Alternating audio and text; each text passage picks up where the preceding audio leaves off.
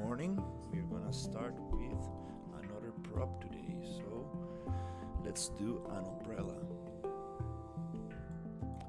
I need the umbrella to be folded like this. So let's see how can we achieve that stuff.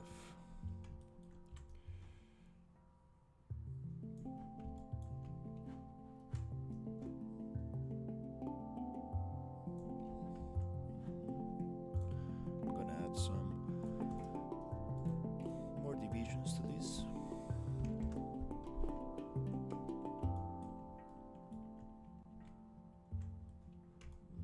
Since I think it's okay just with 20, since it's a very small handle, like very thin. I think it's gonna be okay.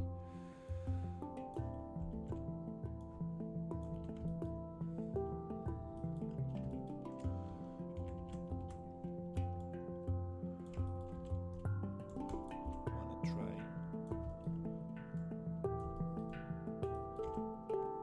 to get this curve somehow interesting. There's this thing I remember I can do, which is to try to bridge these two and give them subdivisions. Let's see.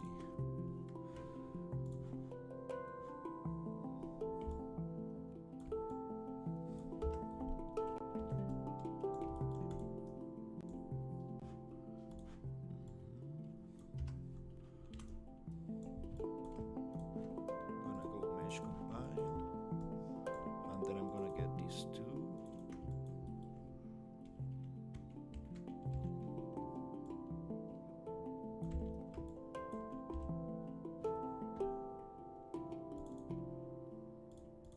Let's see,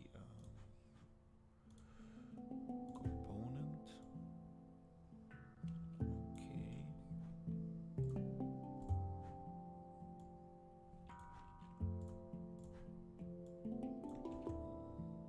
Not exactly what I wanted.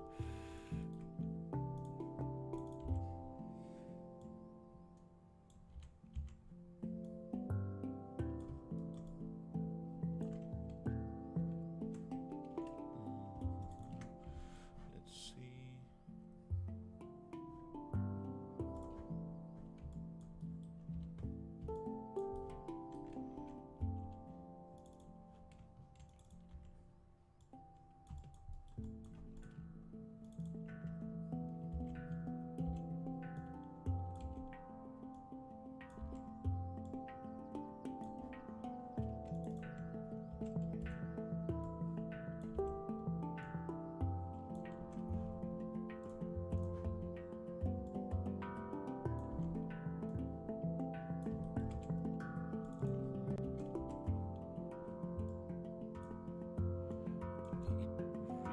Messes up the whole thing.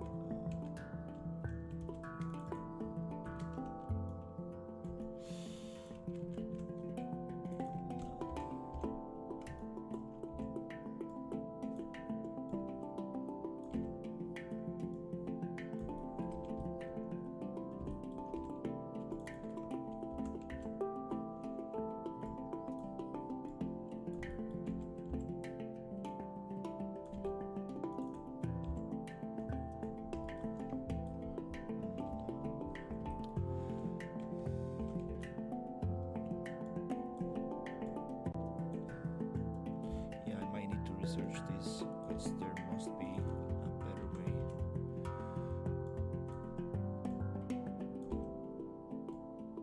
I mean, definitely we can use curves to do this.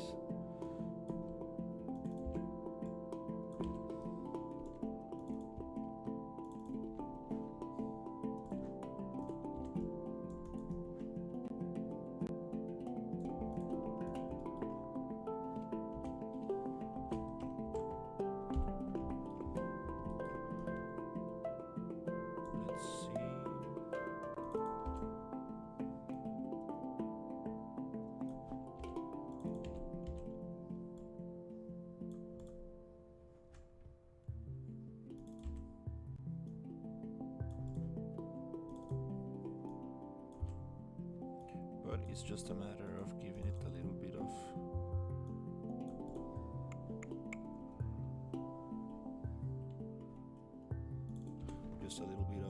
care, and it will look pretty nice. Hello, hello. Hello, Head, how are you? Working on the umbrella right now. This is the final prop for that part. For the entrance of the building. And then I think I'm finally after 2 to 3 days I can watch your stream. yeah, I'm sorry. These days were a little different. Yeah, I'm actually here in my grandma's house. I needed to do some paperwork, so hopefully on the other... You came too early today, early morning stream, nice. Yeah, I woke up a little bit earlier today, so I'm trying to keep it early. It's nice. I feel like I'm the most productive in the morning. Yeah, hopefully by the end of this month I should be able to have the rest of the props. Today I want to work on the bathroom to see if I can finish that area. Here it's 8 p.m. 12 hours. Yo, what's up, RJ? Yeah, we have 12 hours of difference. Now it's 8:39 a.m. here. Just morning time. That's super cool. Totally on the other side of the world.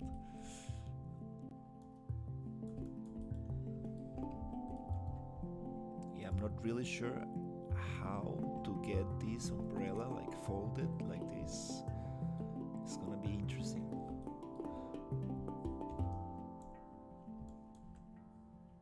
Okay, this loop, I wanna, is that the one? I wanna put it in there and extrude. Something like that.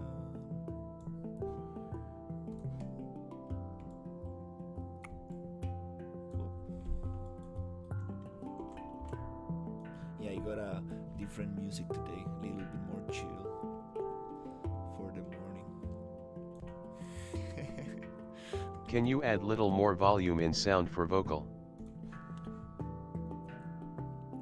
Let's see, is the music too loud? Maybe I need to speak louder. Let's see. Okay, check. Let's go to audio here. Yeah, I was changing a little bit the properties, but I think I messed up. Let's add 10 decibels. Okay, now it should be super loud. Voice is lower. Okay, testing 1 2. I think we got to lower the music maybe a little. Test 1 2. Also, the position of the desk I'm using, nice, it's a little different. So the problem is that thanks. Thank you for letting me know. All good.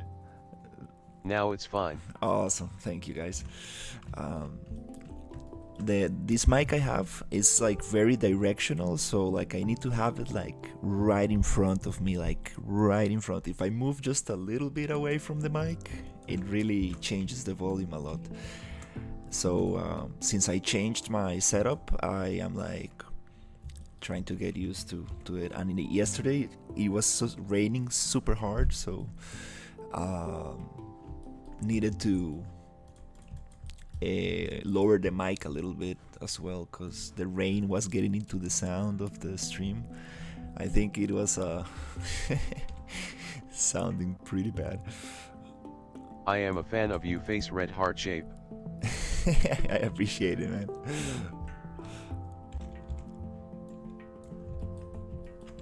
Trying to get this like very nice long umbrella to get in there. Oops, what happened here?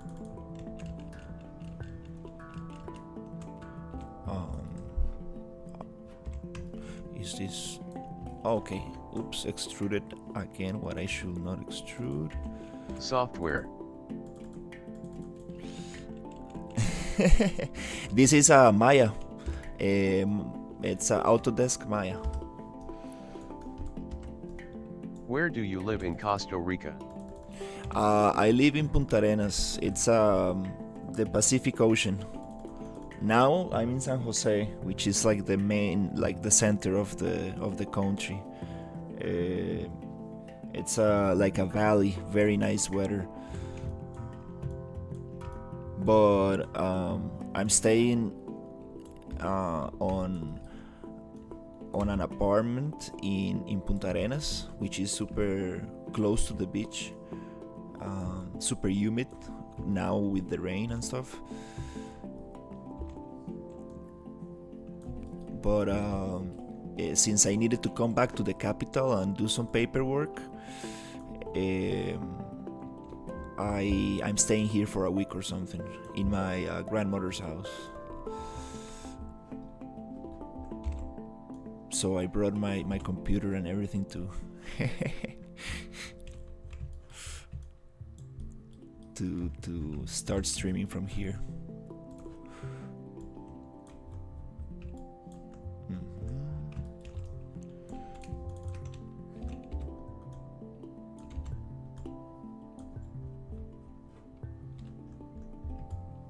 Okay, something like that.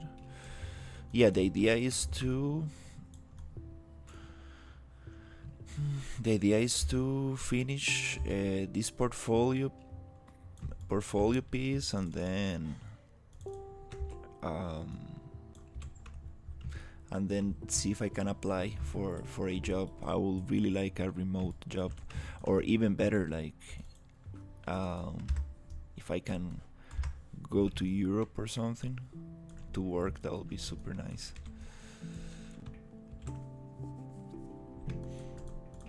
But I still want to do YouTube. I still want to do some content, like live streams on the weekends and like videos and stuff. Really trying to get better at environments, and I kind of want to use Blender as well. Blender is super nice. I've seen some videos that I'm like, I don't know why I'm using Maya, like I've seen people like modeling Blender. I'm like, no, this is super good. I need to start using Blender. Alright, so I want to get this shape right here, but I don't know how to do it. Oh my god, this is super. If I learn Blender 3D, can I use Maya without learning skill? I mean, every 3D program is like very similar, like very similar. For example, like all the tools you have here on the modeling toolkit are basically present in Blender as well. It's just that they're called maybe different. They might have another name, but for example, like all these tools that you see here, like beveling, bridge, collapse, connect, detach, extrude, merge, flip, for example, the normals like reverse, set to face, soften, all these are similar. Like you can get like a basic understanding of one software, and then you can move to another software, because actually they do the same thing. It's just that they have different ways of working when it comes to the interface and stuff like that. So I also love Blender, but I like Maya modeling way. But yeah, render is very easy in Blender compared to Maya. Oh yeah, rendering in Maya, like Arnold, I'm not a big fan of Arnold. No, like you open the render engine and it's like nothing does what it says it does. in blend, like in cycles in Blender, is like is I think it's the best renderer like for free. Like it's the best like let's say open source render engine there is. But I love Unreal because you can basically, it's like real time. That's something that really, you know, impressed me. Hey Briggs, how are you? I actually find out how to make commands in the chat to display videos on the stream. So we need to build up some cool, we need to get some nice GIF animations, and we need to actually think about some cool animations so I can make them and then like use them as alpha videos. And then you will be able to type like sofa monster and then something will appear on screen. Actually, it's not that hard at all. Like I found out how to do it. So I'm trying to definitely implement that. I don't know how to do the shape. Oh. Let's try to get it. Let's try something crazy. Maybe just make a little. I wanted to learn how to make animations. Yeah, I mean animation. It's that will be cool. It's I guess I will work on it today a bit. Animation. It's very very big topic. Like, I mean, you can, let's say, there's character animation that requires an skeleton, a rig, and that's way more difficult. Like you need to know human anatomy and like how things, the human body works and stuff. I actually took like my actually degree is called a 3D generalist, as it's called animador digital, generalista 3D. It's like digital animator, 3D generalist, let's say. That's a translation. So it was very focused on animation for characters and stuff, and it's super difficult stuff. Like it's one of the best paid things there is, but it is tough. It is tough stuff. Really requires a lot of passion for it, and you don't get to see the actual result after the render is done. So it's like you need to really trust the process, you know. It's some crazy stuff. So I'm gonna try to extrude this,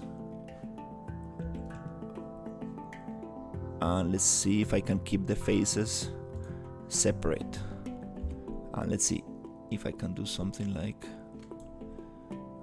this.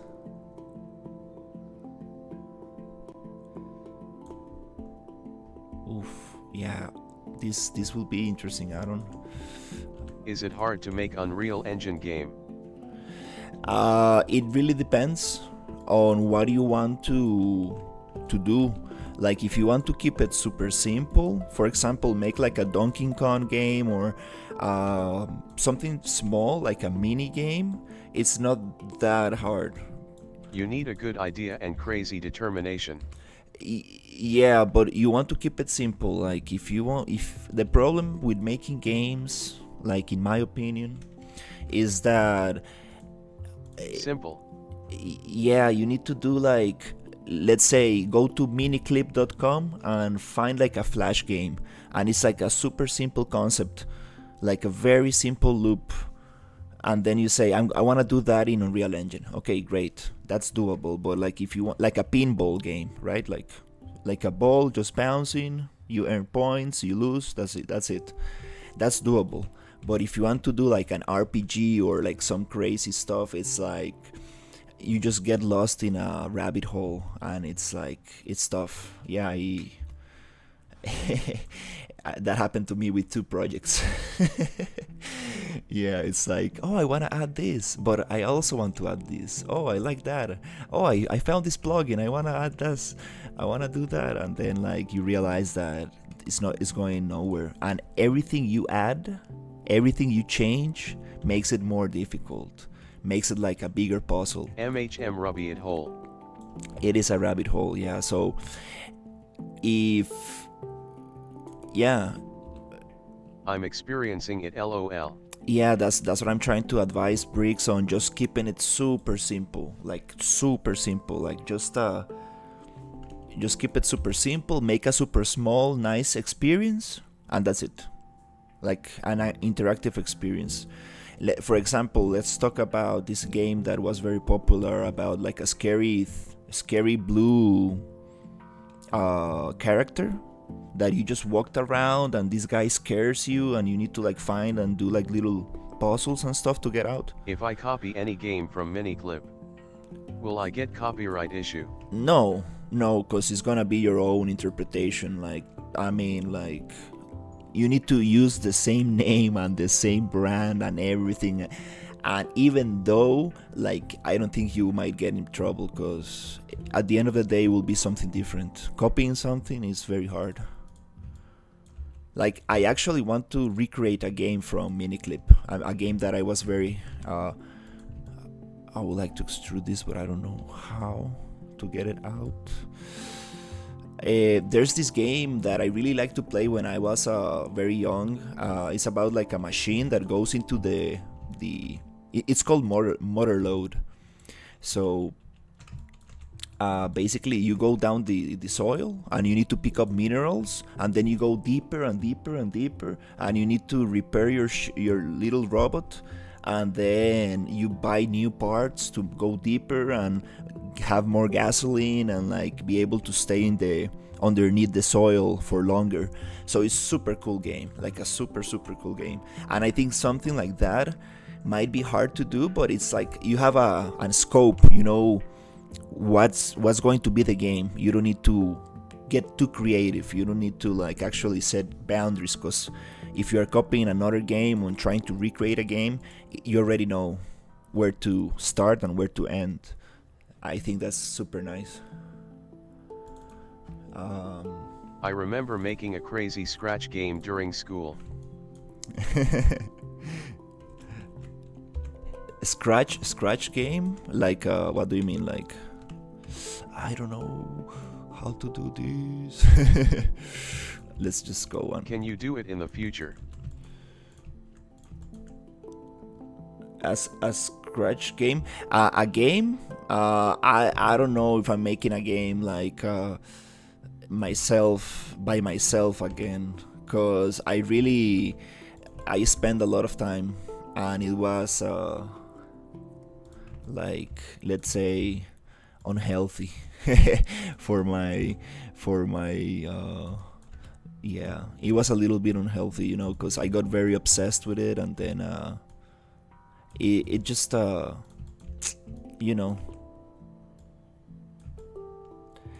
it's super cool, but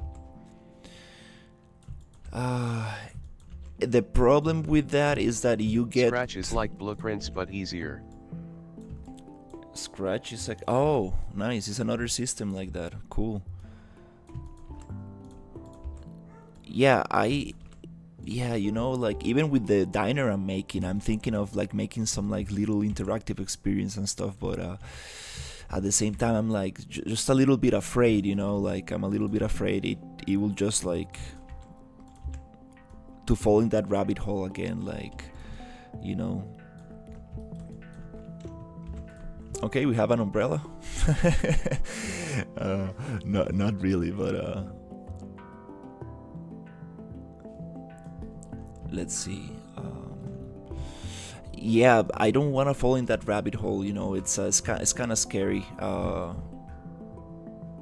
Cause it's super cool. Like when you get something to work, when you actually get something to work, it's like, whoa, I feel like a genius. This is amazing. But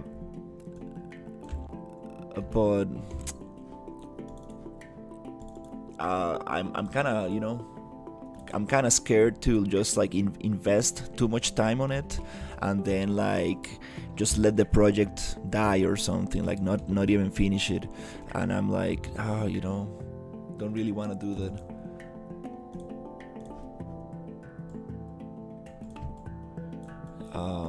I would like to get into games, but with an studio, or with make a team, like an indie team and stuff. But like by myself, it's I don't know, kind of scared of that. I would like to have more opinions and more people on it, so I have like a better vision of what's going on.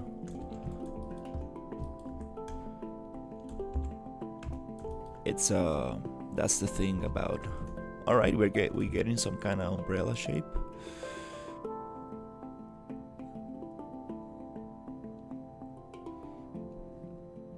It goes a little bit up. Yeah, that's the thing about making games. It's super cool. Like, I'm not gonna lie, like it's super cool. But you need to be Give careful. me a decade and I might be decent at Unreal LOL. No, you can get good very quickly. Like, you're already doing some very cool stuff, Bricks. Like seriously, like don't think that you need to be an artist. It's like, let's say, don't think that you need to like be good at making art for games. Like, making art for games is just the visual thing. Like, you can make a game with a cube. Thanks. Like you don't need to have art for a video game. Art just makes things look nice. Me too.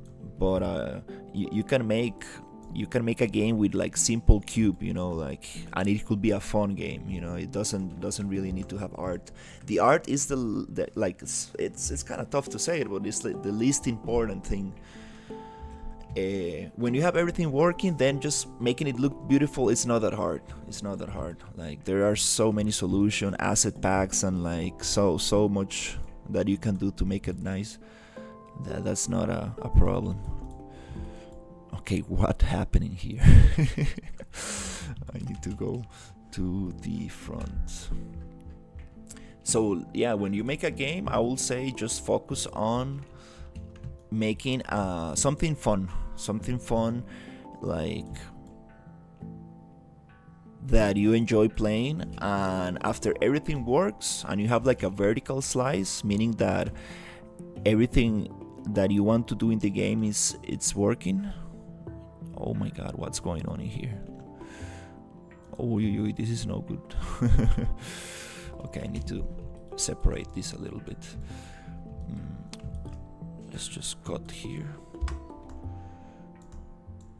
and go mesh separate. Yeah, a vertical slice is when you have like everything you want to do in the game. Fun and simple. And it works, like, right? When you have everything, so you can test all the mechanics of the game. Functional. Yeah, a functional little demo, let's say. Like a demo that that everything you want to do works nicely. For example, you want to do a racing game, so you have one level and you are able to race around. You have other cars that you can race against, and everything's working. And these cars are just blocks, like cubes, and you are like, okay, everything works, cool. I can pick up boxes and throw bananas and do cool stuff. So now it's time to actually get a proper car and a proper environment and a proper everything. But you already have the system working, so it's like, yeah, let's get the actually thing looking cool, and then things go much easier. But the problem is that most people want to get the visual part first, which is not bad. Like, like if you are trying to just for example, some games are more based on that, on like experiencing the environment, the art, right? But it's I think it's important to get all the mechanics down first.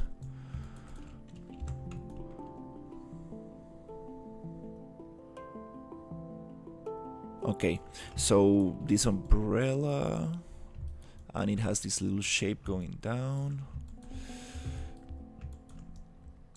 Yeah, I'm not really sure. Do a game need server to play together? If you want to make a multiplayer game, um, you can pay $100 to Steam, and they will allow you to make a multiplayer game or a co-op game. So with $100, you are able to use Steam's servers. I do have one token to release a game. So I do want to do a game on Steam. That's one of my dreams. Have like my own game on Steam, and I want to make it like something very small, simple, like something that I can sell like for $5 or something, like very accessible, like a short, nice experience, and that's it. Like maybe 2 or 3 hours of gameplay or something like that, and yep, like that would be super cool. But making multiplayer games, it is way more difficult. It really requires $100 any game. No, selling a game for $100 is very difficult, especially when you are an indie or solo developer. No, that's not doable. Like even big studios have a hard time selling games for $100. But it's not about how much you sell it for. It's about let's see if I can get this. Let's try something. Imagine your game is only $5, but you sell 1,000 copies. You know? I think so, since the more people play it, the more money Steam makes. Oh yeah, but Steam is the best platform there is. There's no better platform than Steam. The services that they provide are absolutely amazing. Like there's no, yeah, there's no, I mean, there's nothing better than Steam, on my opinion. Like the people that will be able to see your game, and the amount of people that you can reach on Steam, there's no other better platform. In my opinion, I think it's totally worth it to give 30% to Steam. And the support they give and everything is just very, very good. Like they really know what they're doing, and they support the developers in a very nice way. So yeah. How to get in touch with Steam? I mean, the way it works is like you make a game, right? And then you develop a nice demo, a nice vertical slice, and then you basically pay Steam $100, and they give you the chance to publish it on your Steam page, and then you promote that Steam page so other people can play your demo, and then if your demo is popular enough, you can even like ask for fans to help you finance the game, like with a Kickstarter, or maybe simply by donations and stuff like that. That's one way to do it, but you need to have a demo first. I think that's the way. If you have something that you can show to people, I think that people will react better.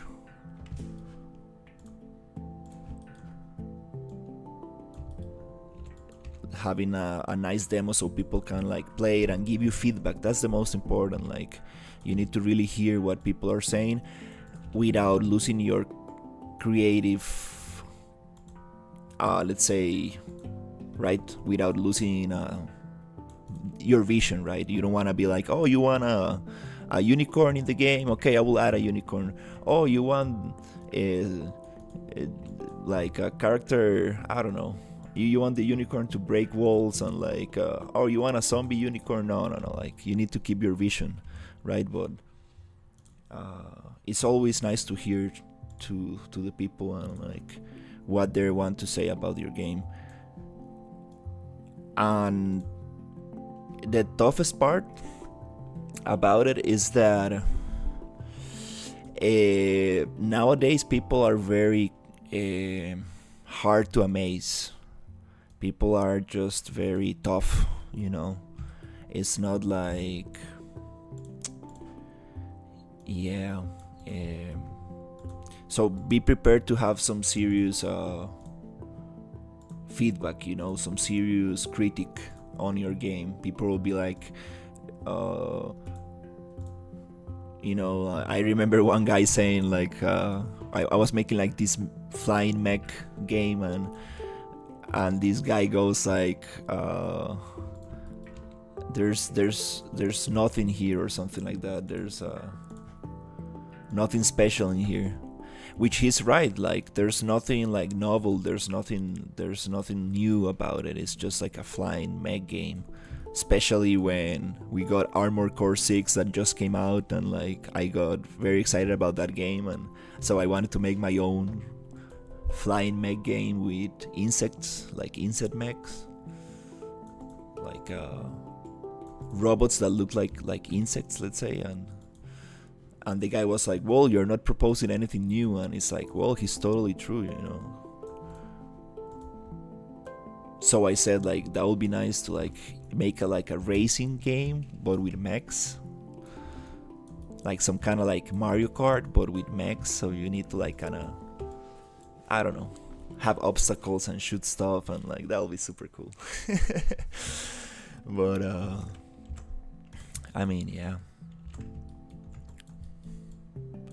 But again, to start, I will just recommend you find a game. Why I sue you up?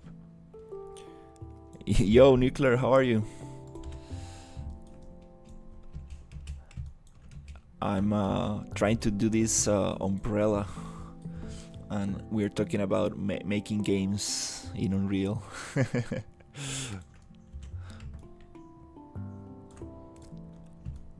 I don't even know if this is going to work, but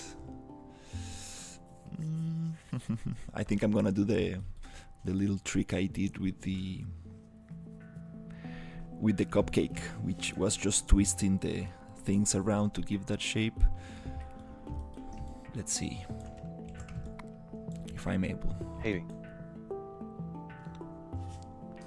Maybe I can have this going here.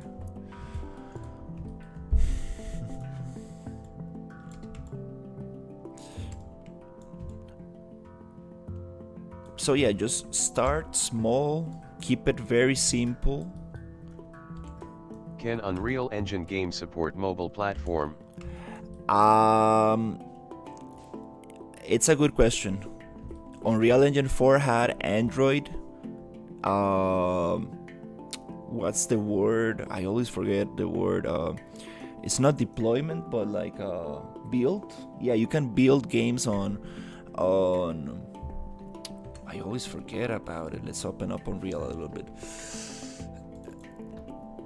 In Unreal Engine 4, you were able to export games to Android, but now in Unreal 5, if I go here to options, it says target platform Android. Oh yeah, there it is. Android, iOS, Linux, and TV OS, which I'm not really sure what it is, but pretty cool. I think, yeah, you got it right here. Android and iOS. Super cool. I was not a big fan of like phone games, but it's kind of nice. Everybody has a phone, so it's kind of cool. I kind of want to do that one day. So yeah, you go to platforms and you go build, and then you package it. Package project. That'll be super cool.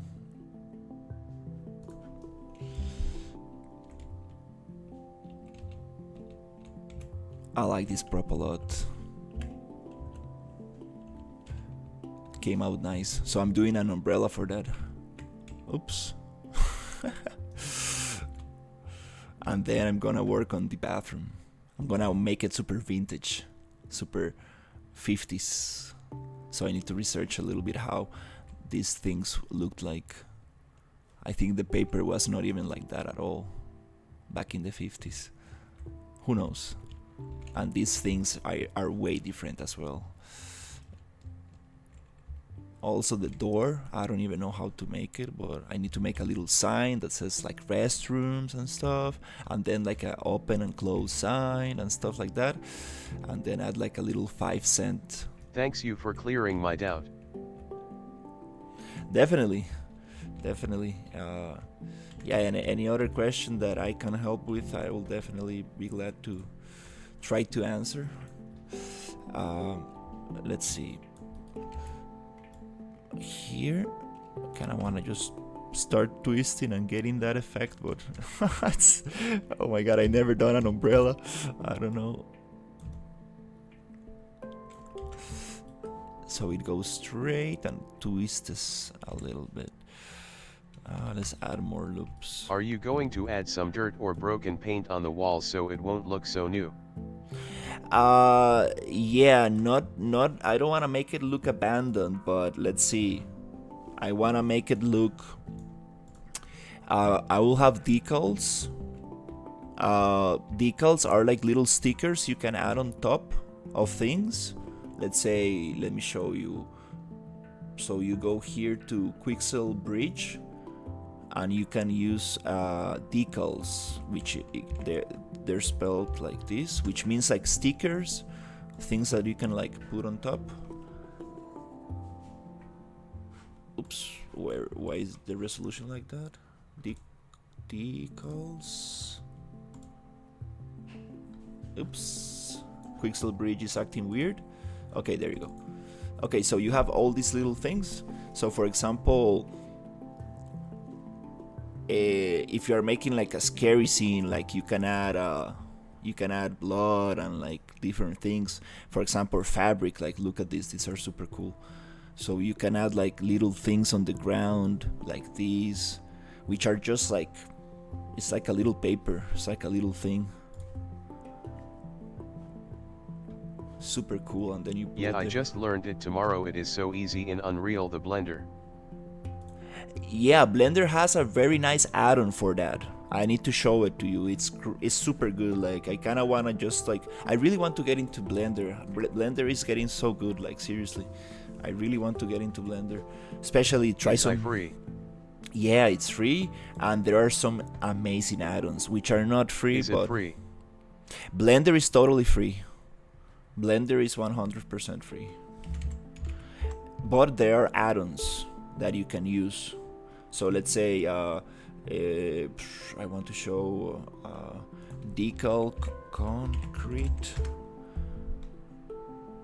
These are super great. For example, you're working on a street or a wall and you want to make it look damaged, so you can have these details on the wall without sculpting, without anything. A bit of sailing later. Oh, it's free.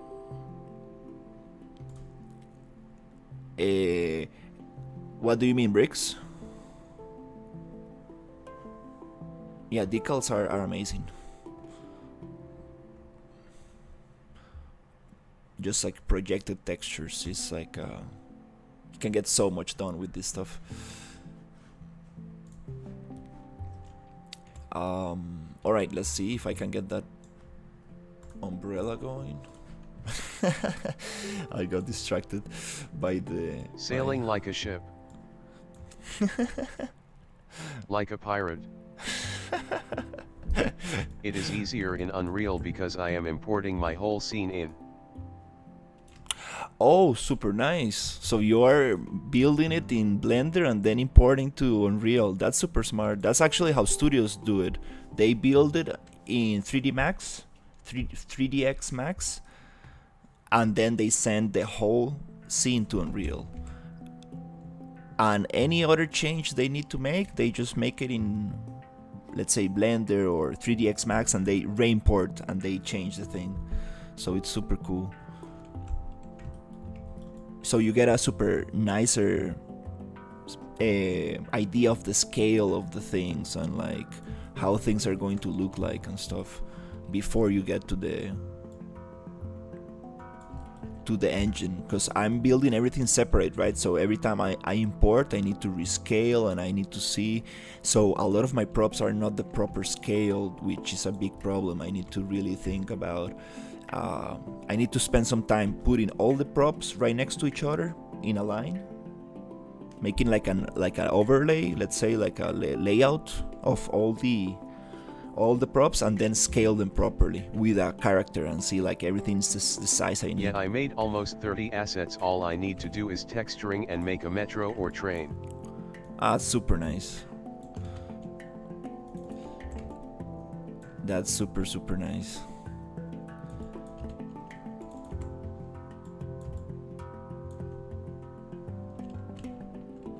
For some reason, this doesn't look like an umbrella. Oh.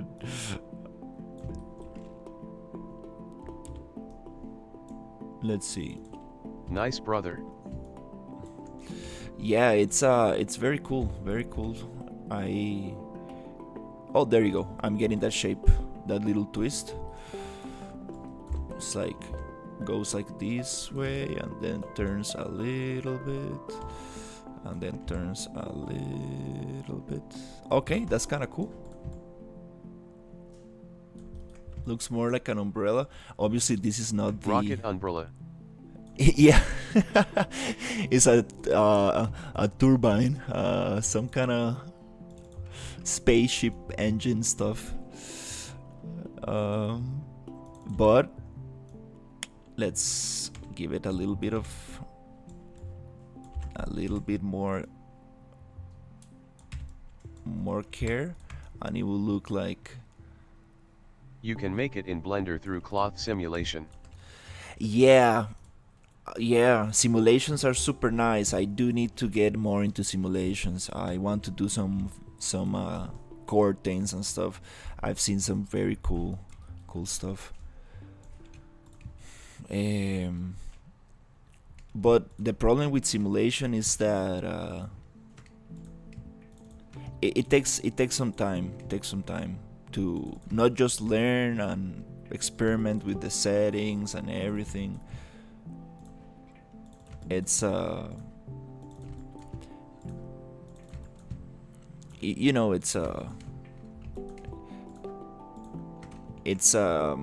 it's like making textures in Substance Designer. Like, it's super cool, but it takes some time. Sometimes modeling, it's a quicker approach. Is not gonna give the best results for sure, but I'm just trying to give the illusion of an umbrella. May I know how much year of experience you have in 3D software? I started using 3D in 2014. It's been 10 years. But I've been doing a lot of stuff. Like, it's not like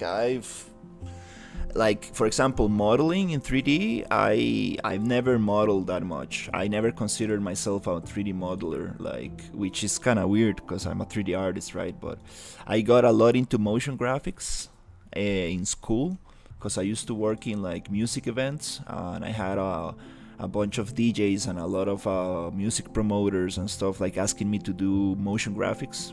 You can see my Instagram, like my older work, and I didn't need to model for that. I was just like doing abstract stuff, right? Like most people start with. But then I got into Unreal and I was like, hey, I kind of want to do realism. I kind of want to do some stuff that looks like a little bit more like tangible, how to say it. So I started using a lot of Quixel assets. Like I made so many environments just creating like using like free assets, and then I got into 3D scanning, and then I started like making my own assets from 3D from photos, just like photographs. And then I said like, no, I need to start modeling, because I do want to create like everything I want. I don't want to have any restrictions on what I want to do. I really want to. Mm, let's see, component. There you go. That's what I wanted to do. Just a little bit thinner. Uh-huh. So I didn't want to have any restrictions. Oh, I see there's no actually thing like that right here. So I started modeling and it was kind of tough. Like for example, I'm not gonna lie, like this thing right here. This where is it? When I make my environment fully, can you help me capture it for my portfolio? You know how studios capture it. Yeah, I mean, if you are doing portfolio work, again, I'm like, I'm not the best. Let's say I'm trying to do that myself. Like I'm not like the best, but I can give you like I can help you understand what you want to show in your portfolio, right? So again, like this is what you want in your portfolio. Trim sheets. From one trim sheet, 3 different props. I've showed you this before, right? So you want to show this kind of thing. You want to show this kind of topology. Super low poly, as low poly as it can be, like, and then you want to show modularity. You want to show these modular Lego pieces that you can snap together and build a whole room or environment with them. This is the hard work. This is actually, it requires a lot of thought process, and then the artistic side, which is making it look beautiful, right? But I can definitely help you, like as much as I possibly can, right? And this is exactly what I need to do with this environment, with this how do you say it, with this diner that I'm making. I need to show each wall separate, how they snap together, how I'm reusing textures from one trim sheet to create the sofa, the table, the stools, how I'm able to create all the walls and the ceiling from one trim sheet, including the counter, everything. I need to do exactly this with the things I have. So it's gonna take some serious work. But yeah, going back to like modeling, like only this prop right here, like this jukebox, which I really like. I started like making this whole environment just cause this prop right here. I was like, I really like this prop, and I spent 3 weeks on this prop, which is too much. It's too much time. And I even got like these little details and stuff, and like you can even check the little thing right here. It's a word Litzer. It has like everything in there, and still needs more detail. Still needs some letters in here, and it needs some like more stuff. And here the grill is not like actually how it's supposed to be. I need to add more detail to that. And yeah, just the letters here. You can check all the songs and everything. It's like as accurate as I could. Yet I am not using trim sheets, but I kind of making modular assets, but my topology is good, I think. Yeah, that's super good. Like, try to think everything modular. How can you reuse things? Oh man, so much details. Yeah, thank you. I am trying to like really push this to the maximum. And make it still like a game prop. That's the hard thing, right? Like, go crazy with detail, but how can I optimize it? And these letters on the numbers are not the same typography as I need to. This kind of looks nice, but I need to I would like to get the proper typography for the numbers. I am pretty sure you gonna get your dream job. Yeah, I'm not like I'm gonna be like serious like with you guys. Like I used to, like, my first job, like working in a 3D studio. My payment was like very low, like very low. Like people, I used to earn like probably a little bit more than somebody working in a supermarket, like a little bit more. But I was so happy working in there. It didn't feel like working. It didn't feel like working. I didn't want to leave, and I came like 30 minutes before, and I was super excited about working in there. And that's it, like it's super cool. And I saved like almost all my salary. That's what I'm able to now take some time off and do some personal work, right? But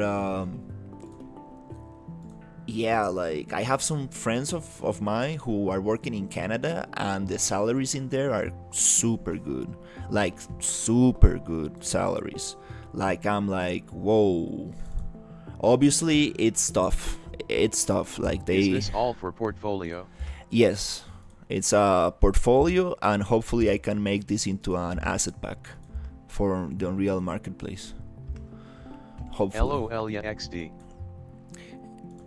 Yeah, my friends in Canada, like they earn a lot of money, but it's tough. It's tough. Portfolio is showing the best of yourself. Exactly. For example, I want to show you guys just quickly. Where is it? Where is it? Here? Yeah, for example, like unfortunately, like this, like I'm gonna show you my actual portfolio right now. This is my actual portfolio. I got hired by these two pieces only. These two pieces. Here, this was my graduation project. I scanned a bunch of things in here. Can I see all your portfolio? Yeah, everything is on the YouTube description. Like for example, now I'm gonna show you like the pieces that got me hired. Like I got hired for this piece. In the end of the stream, if you got time, show us your previous works. Yeah, I'm doing it right now. I'm doing it right now. It won't take long. So here, like I scanned this car, and I scanned this rock, and this tree, and these little things, and I combined them with these other trees from Megascans, and this road from Megascans, and these things. Thumbs up. And for this, I got like you see, like these are my own assets that I scanned. These all are Costa Rican things that I found. This is it says we opened dog park, super dog. It's an abandoned van in a dog park. It's super cool asset. But you see, it's like all messy and stuff, but still, like this was like very nice for what they wanted in that place. So I was very lucky. But still, let's say I made this other one, which is all this is Unreal Engine. Yeah, this is Unreal Engine. I made these props with reality capture. This is all for my house, like my parents' house. I just scanned all these boxes, this little thing, and then this little thing, this, and this is Quixel. This is mine, and Quixel. Everything else is Quixel. The blood in the floor, this cardboard is Quixel. And then I made this the textures for this monster. I didn't model the monster myself, and I didn't rig the monster myself. I know so assets. Yeah, you can recognize some assets from this for sure. For example, this thing right here. So this monster was made by two other friends of mine. We were working on a project together, and then the project failed, so I reused the monster. But I textured this guy. It took me some serious time to texture this guy, and I made the little kind of crazy tentacles inside of the stomach. And then I made this girl right here. Let's see if I can show you. Yeah, I used a MetaHuman to make the girl an Amazon box. That's funny. These are my old father drawings. He used to do stained glass for churches. So yeah, this is some cool stuff right here. This is messed up. This is a stool that my grandfather built, and he is already passed, but a super cool stool that he made. So I scanned it, and there's some trash cans and the little monster, the textures. This took me some serious work to do these textures. And I made these textures for the girl, like how do you call this? Stranger Things kind of effect. And then some illumination tests and stuff. So yeah, very cool stuff, right? But at the end of the day, these are basically not my assets. That's the big problem, like, right? Like, if I show this work and stuff, it looks very nice, very cool and everything, but unfortunately this does not get you a job. These things are just pre-made assets. Yeah, it's like cool, I build it together, I light it up, I kind of retexture it, and everything is cool, nice. But these are not original assets. This is not what people want to see in a portfolio. This is not gonna get me hired, unfortunately. You know, the real thing, like here, like the real, what I'm trying to say is that this is not hard to make. You do need to have some. That's how I want my game to look like. Thank you. Actually, this thing got me some clients because they wanted to use this for their branding. Like, for example, like have their logo at the end of this walk, this hallway and stuff. So I used this a bunch of times for clients and stuff. But it's fun. It's this is, you see, I fractured this whole thing and stuff, so this is nice, but it's not mine. It's not actually mine, you know. This is Kitbash 3D, this is Quixel, this is a lot of free assets that I didn't made myself. I did make this little kind of, how do you call this, this currywurst, which is like a German kind of sausage with sauce, and then yeah, you see, like I made this texture in Substance Designer, which is super cool, from a course that is free in the ArtStation learning page, which I really recommend you guys to check out. So I made this whole graph and stuff, and I connected the thing here to get the results, and I made like a cable.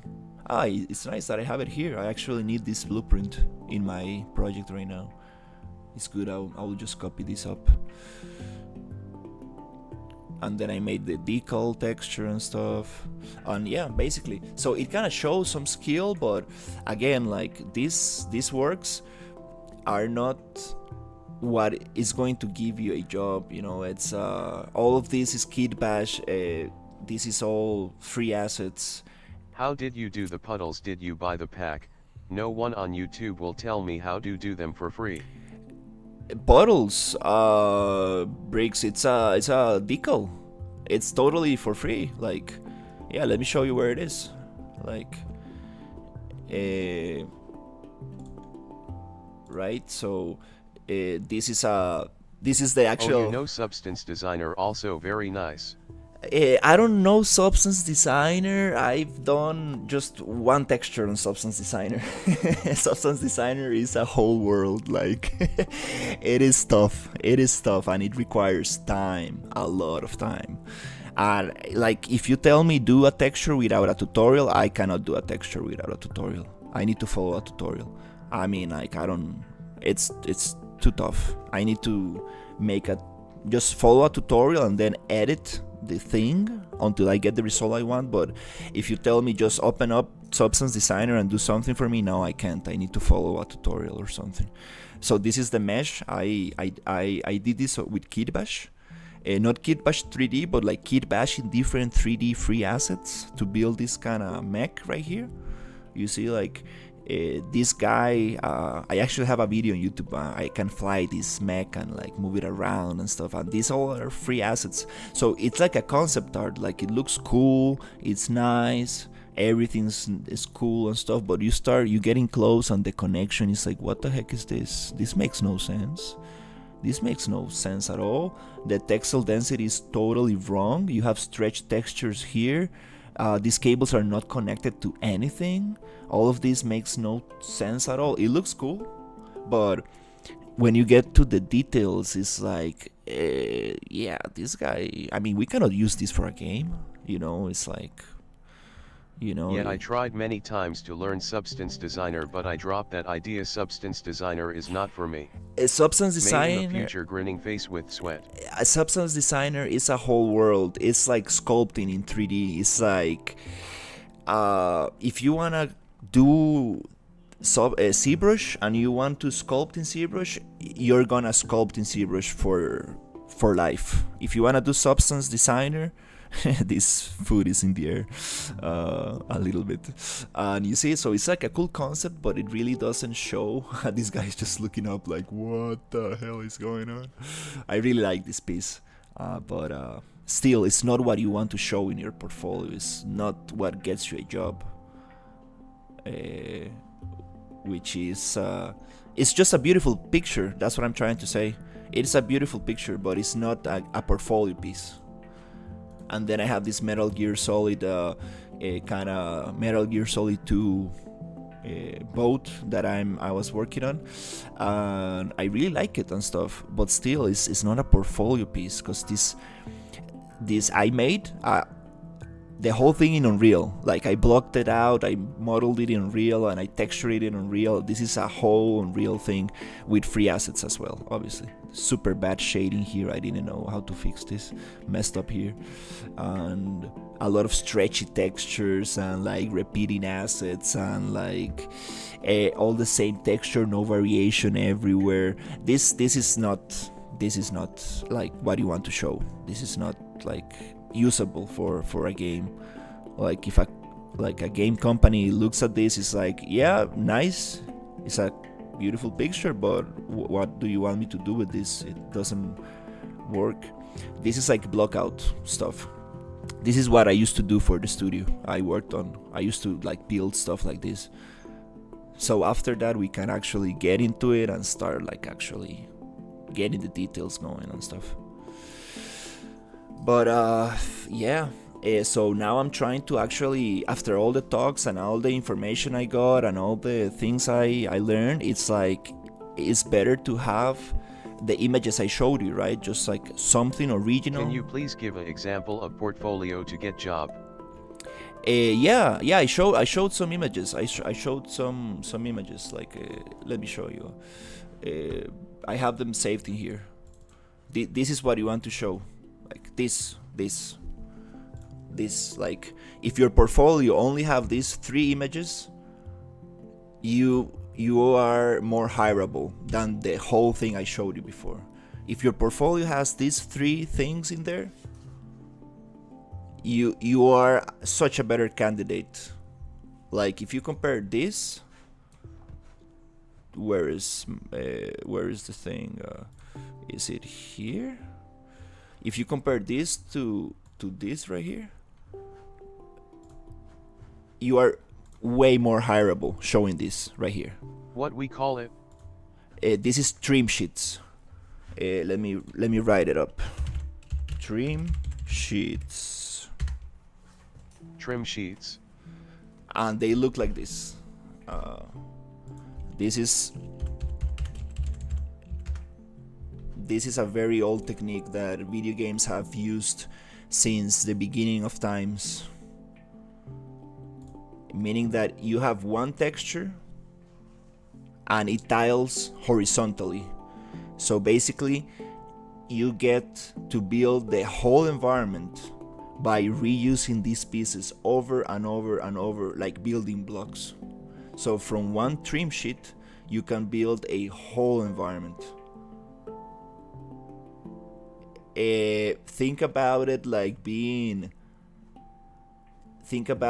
actually being Lego pieces, right? You have all these things, and from this you can build all of this. This is a perfect example of trim sheets. Trim sheets are really great thing in video games. Yeah, they have been used since the beginning of video games. It's just the way. It's like a building block. So this is what you want to show. This is probably the most important thing you want to show to get a job as an environment artist. You can also just make props, which is also a great way. Like, I think it's It's something that everybody needs, just 3D modeling and props and texturing. But if you can make a trim sheet and get 3 or 4 props out of the same trim sheet, you are... Yeah, I have some assets with trim sheets, but not that great, still learning and improving. Yeah, trim sheets are not easy, Like, the concept seems easy, but it's not. It's not. Like, getting a proper trim sheet to properly work and properly tile is not easy. It's not easy. Not easy work to get these things going. But there is a lot of good information online about this. There's this other thing right here. So when it comes to models, you want to have them like this. Super low poly. So with these trim sheets, you are able to get beautiful textures on it.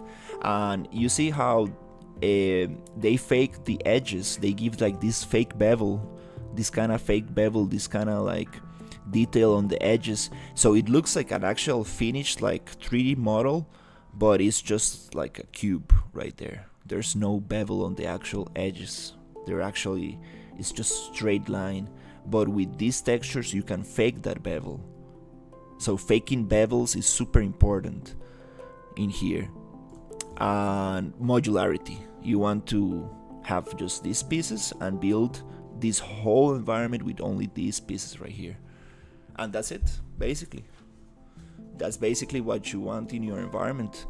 So, in other words, like, this whole portfolio right here are just pretty images, which does not work for really, it won't get you hired, because you cannot compete with other people who have actual... I am from India. If I have good portfolio, can I get job in Canada? Yeah, but in India you have amazing studios. Like, you should be super happy about being in India. In India, there's amazing 3D studios. Like, you should definitely start in India, get some experience, and when you have like 2 years of experience, 3 years of experience, you can actually just go and apply wherever you want. You can try applying everywhere from the beginning, but the best way to do it is start locally. Start locally. That's what I recommend. Because most of these companies, they ask for like 3 years of experience. There's everything, right? There's everything. There's places that ask for less, and it really depends. It really depends. If your work is very good, it really doesn't matter. But at the same time, they want to see like, oh, you work for somebody else. You know how to work with people. You know how the workflows are and stuff. So that's my advice. Here in Costa Rica, we do have studios. We have a couple of game studios, but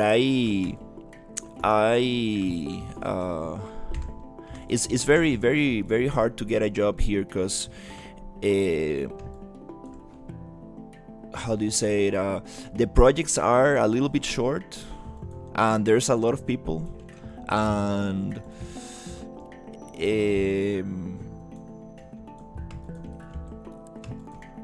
yeah, you need to compete with these people, and some of them are very good. So it's whenever a game, how do you say it? Whenever they make a game, they just build a team very quickly, and they finish the project, and then, well, that's it. And the other studios we have in Costa Rica are just for commercials and like animation, so they need animators mostly, you know. But there is some stuff here in Costa Rica. I'm very proud of that.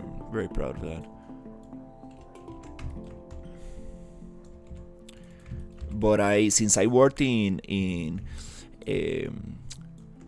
since I had the opportunity to get an internship, right? Like, in India we have many big production companies for movies, VFX, etc., but very few game companies. Yeah, games are a little different, are a little difficult, more difficult to get into. I will say that just be open to any opportunity. In France we have Ubisoft and I don't know any other. Oh, France is full of companies. It is full of companies. Oh yeah, there's a lot of stuff in France going on. A lot of the job offers I look into are from France and stuff. That's France. Like when it comes to 3D, like France is we call it the French mafia. Like they have their own tutorials in French, and they have their own studios, and everything's French. And they're super good in 3D. Like French people are super good in 3D. Very, very great artists in there. Yeah. Every country has some great artists.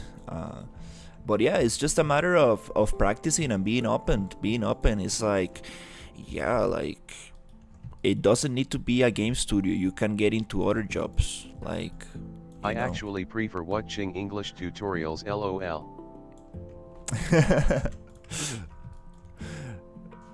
Yeah, but yeah, I've heard, like, especially with Houdini, which is a super crazy 3D program that I don't even know if one day I will able. I kind of wanna try it one day. I have opened it and I have like tried to do some stuff in there, and it's crazy complicated. Like you need to follow a tutorial or a course of a course because it's super hard to just. We have Ubisoft in Pune and Bengaluru. Yeah, Ubisoft is a great company to start. Super awesome. But be open to everything. Like imagine, like if you do very nice 3D models, you can do props for movies and stuff. Like just like be open to any kind of job, like 3D visualization for products, 3D a medical visualization. There's so much stuff, you know. You need to be very open to whatever comes, and everything that comes will give you experience and stuff, and then you can keep on growing from there. Okay, this kind of looks like a little bit like not really, but like an umbrella. Yeah, I would say that everybody wants to work in games, but there's a lot of other stuff. That's why right now I'm just trying to improve as an artist, not really thinking about where I'm going to work next.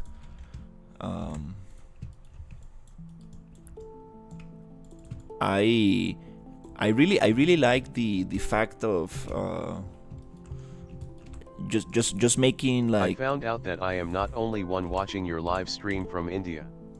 Oh no, like actually India, it's I think most of the people who look at my videos are from India.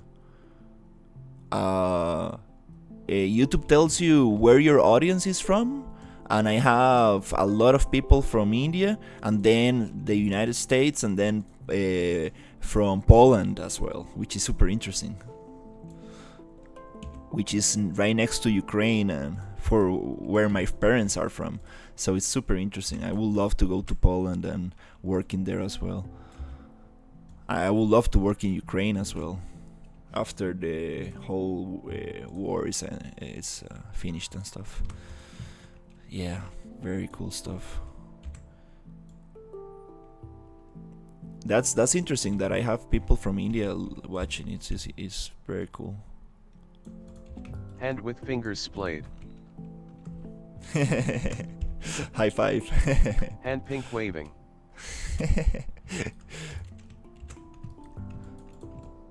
Yeah, I mean, like every Indian I met, I've met like a lot of Indians in my life, and they're been super kind, like super nice.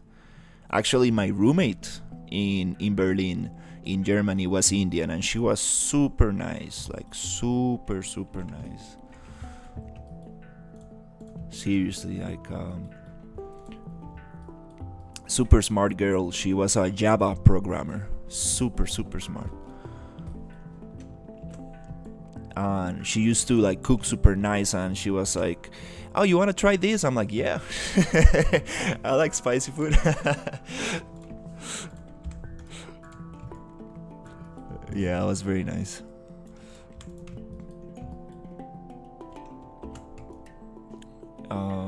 Okay, let's see what else can we do here.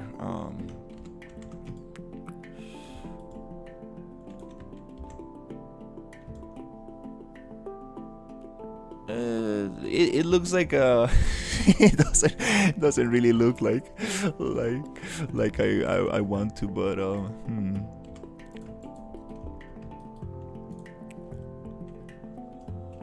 let's see. Yeah, today has been a little different stream, but it's nice. It's nice to talk to people.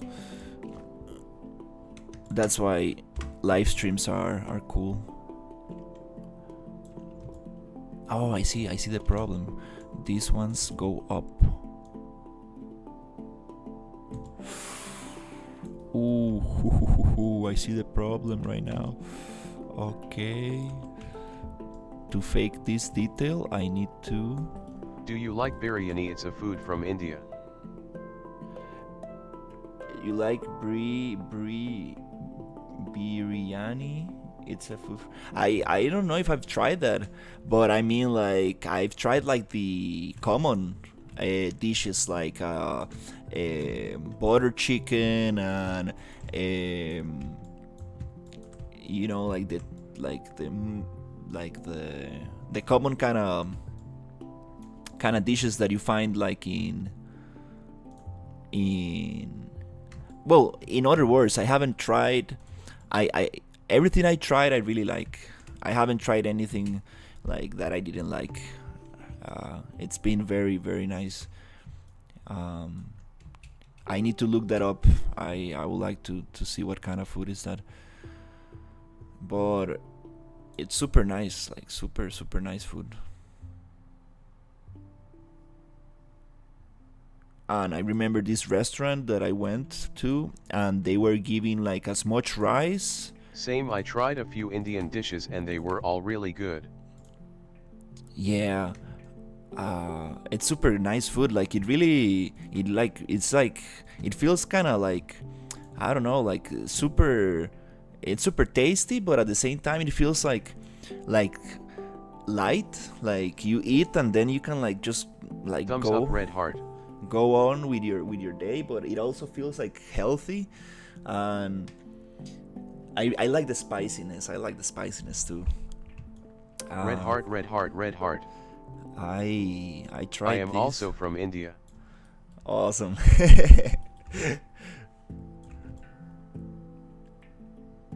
Yeah, a lot of people look at my videos from India. I need to add some cool animations related to India. Need to think about it. What should I do? I'm doing some crazy stuff here. I don't know if this will work, but let's see. Oh.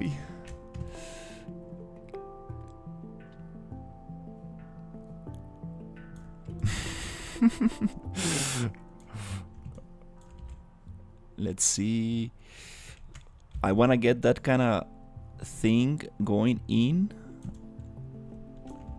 but I'm not sure how to do it with component. This will be very messy. I'm not sure if this is a good idea.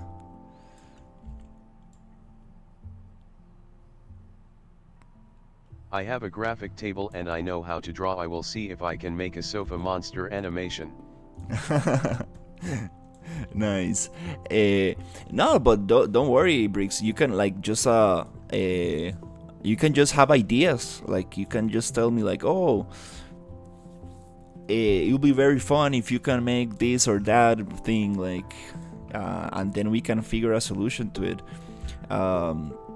Like I said, there are many types of animations. Like we can get some pixel art animation. We can like actually just get like a 3D model and get 2 or 3 keyframes and it will move a little bit. It's there are many ways of doing animation. It doesn't need to be like Pixar animation style.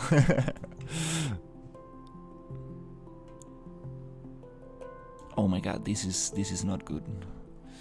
Oh no, I'm going back. I want to... Let's see if I can get this umbrella going in a little bit. I want to extrude this in. I mean, give it a little thickness, but doing this manually will be very hard.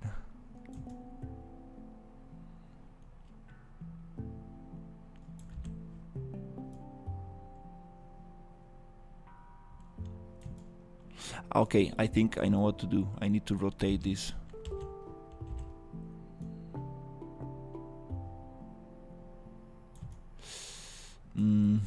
No, not really. Oof. Yeah. Okay, now we are facing some difficult prop.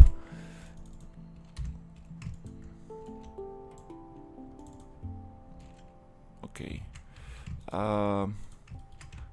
Okay, let's see if I can actually just get this detail from one side.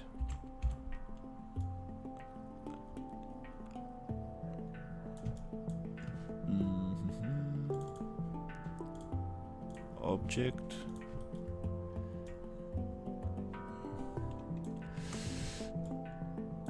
Okay, I think this will require some...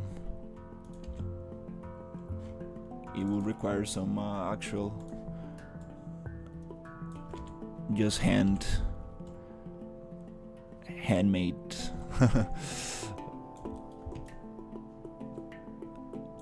Yeah, I think I might need to just go like that. Just point. Which software do you prefer for beginners who like to learn 3D? I will definitely start with Blender. Blender is great. Blender is very nice. Blender is super good. Like I really, yeah. I mean, like Blender, like if you get like very comfortable in Blender and stuff, you can use that in a studio. Like, like if you go to a studio and then like, and you tell them, well, I'm much better using Blender than any other Maya or 3ds Max or any other software, people will be like, just use Blender. There's no problem with that. As long as you can actually be more proficient in Blender, it's gonna like be amazing. Very big studios, they will like you to use their software, which might be 3ds Max or Maya or whatever they're using, just to keep the pipeline, so you'll be able to share files with other artists, like in big studios, right? But like you can also like export in FBX or Object, which is a universal file that can be opened by any 3D program. That's the thing about 3D programs, they can share files easily, but when it comes to 3D modeling, right, they can be shared. Okay, now I'm getting this kind of thickness on the bottom of the thing. Okay, this is... I mean, yeah, this is some crazy box modeling I'm making right now, but it's okay. Let's just try to get it.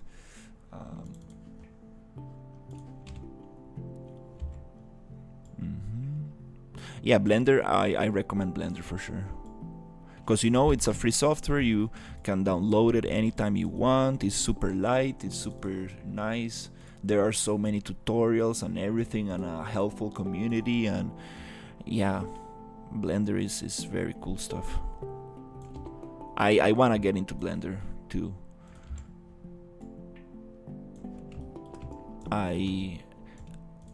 I've used it just a little bit, not for modeling. I wanna learn how to model in Blender and do everything in there, because actually, yeah,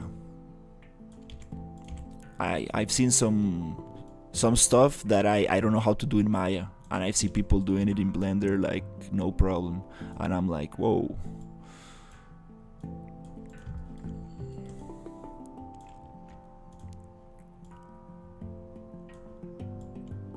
That'll be super nice.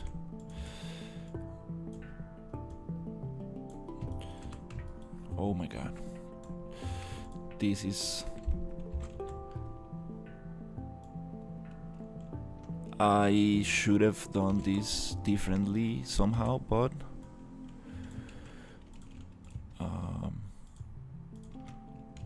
let's try.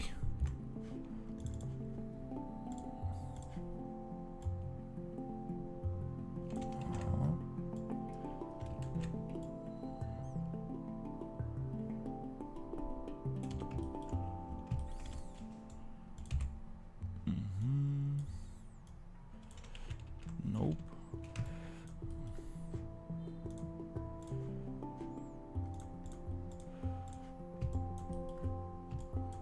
Let's see. Yeah, I knew yeah, this. Blender modifiers are on another LVL. If we try that in Maya, it will take days to make. Yeah, the modifiers are super cool. The cycles render engine, just a lot of things are very nice in Blender, like the material node graph. I really like that stuff. Really like that stuff. And there's nothing, like, I cannot think of anything you cannot do in Blender. There's like, you might need an add-on or two, you know, to get it like super nice, but it's I don't... What?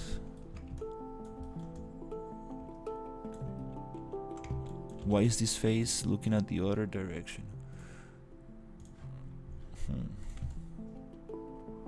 Okay, let me check. Okay, now I'm starting to get that little inner face, and then I want to push that in with an extrude. I see some problems. Let's see. Okay. Yeah. I mean, Maya, it's mostly for animation. So if you're not doing character animation, there's no need to use Maya at all. Seriously, like 3ds Max is focused on 3D modeling. So that makes sense to use 3D Max for modeling, but Blender does it all. When it comes to animation, obviously Maya has very specific tools and stuff for animation, which is understandable.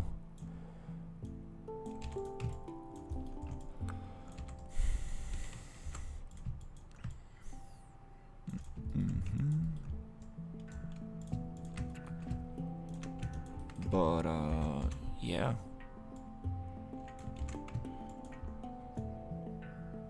The next project after this is done, I think I might just try to use Blender.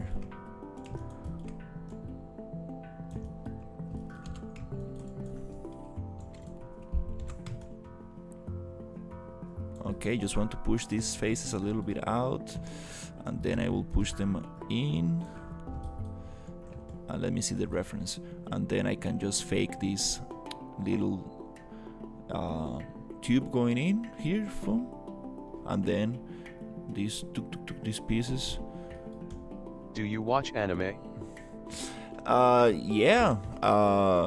My favorite anime, I haven't watched anime a long time, but I obviously used to watch Dragon Ball Z back in the day. But my favorite anime, it's Full Metal Alchemist. Definitely one of my favorites, like super awesome. It's probably my favorite anime. But I haven't seen like the new ones. I haven't seen much of the new stuff. Dragon Ball face red heart shape. Yeah, Dragon Boys. That was like my childhood. Like like it was so cool. We used to have like these plastic figurines. Like they were super cool.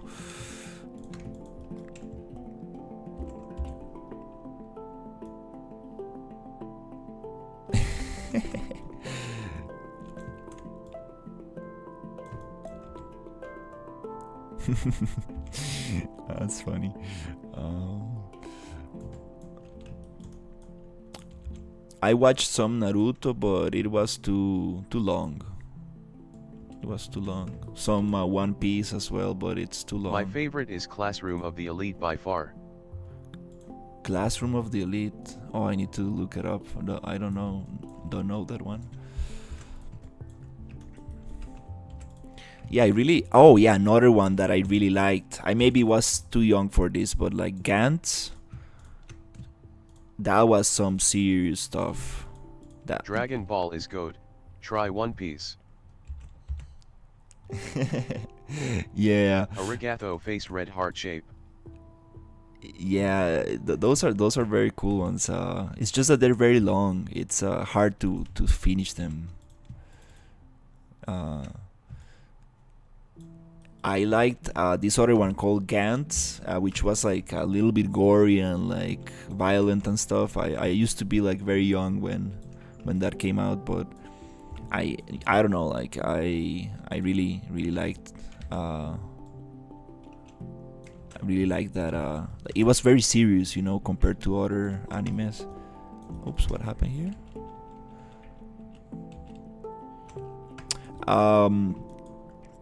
And Akira, probably. Gantz winking face with tongue. I love Japan. Yeah, super cool stuff. That's some serious stuff right there. Like those guys are, on another level. Obviously, Studio Ghibli, like that's some real stuff.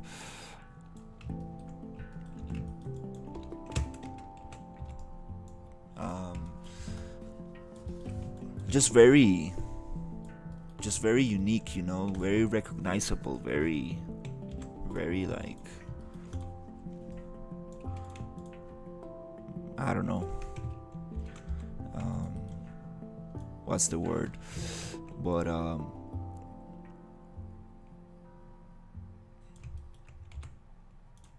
yeah, I need to see more of the new stuff. I like yeah, I like animes with like fighting and like good animation and like a little bit more of a darker, like serious tone.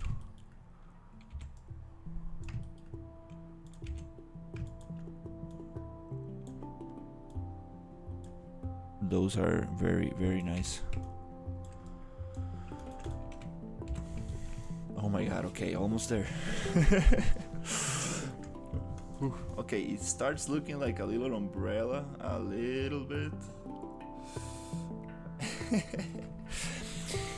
14 hours later.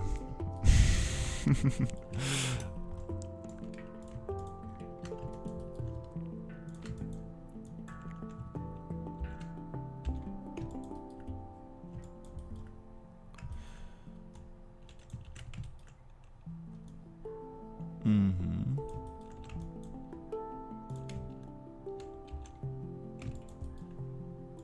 And do you guys have like any like animated like series and stuff there in India?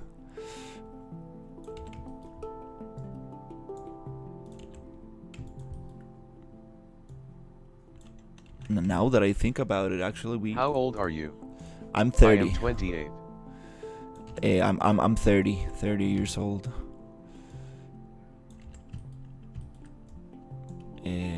Actually, here in Costa Rica, we don't have any 15. Any animated series like that, as actually. Yeah, that's kind of crazy. Like, a whole country hasn't produced its own like animated series. Uh, I mean, we do. I don't need to like be I don't need to be like yeah. There are some animated series, but like nothing.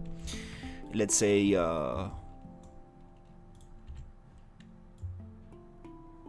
nothing mainstream. Nothing mainstream. WHE have Chota Beam. Chora beam. I need to look it up. Sounds interesting.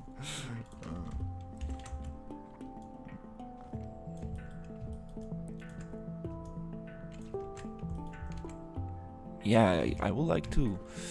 That would be nice. Like, like every time I go to the capitals here in San Jose downtown, like, I think about like, what about making like a survival zombie game, but like in middle of the city? Nobody has done that in Costa Rica. Nobody has. It's for children's. Yeah, we do have some children's stuff and some like kind of Christian religious, like not religious, but like a little kind of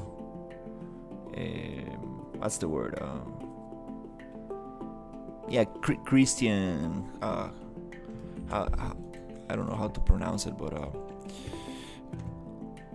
stuff sponsored by the church, which is nice, like, because it gives jobs to people, so it's nice.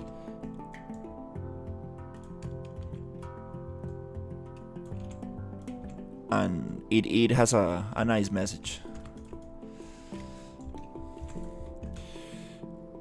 But yeah, every time I go to downtown San Jose, I look at these like very iconic buildings, like very iconic places that like most of the country know or they can recognize. Imagine like building those in 3D and making like a zombie game or a survival game, just walking through those streets and stuff. I think people will go crazy about it. People will be like, what? This is actually Costa Rica. Nobody has made a game about Costa Rica. Like, I never seen this before. Like, what? That'll be crazy. That'll be very cool. And also, it could be interesting to other people outside Costa Rica, because it's like you're able to walk through a country in middle of Central America, a place that you might never visit in real life, because people usually go to the beaches and like to the volcanoes and to the hot springs, not to downtown San Jose, which is like like a capital, right? Like polluted and stinky and everything, right? But still has some nice places to check out.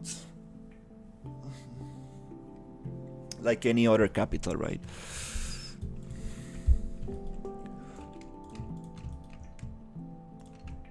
That's how capital cities are.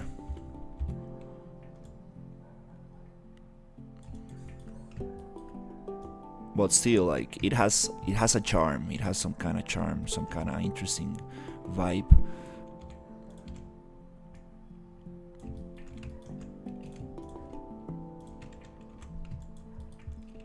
And there are some interesting buildings I would like to make in 3D, especially to practice modularity and stuff, because modularity is super good for architecture, because architecture works like that.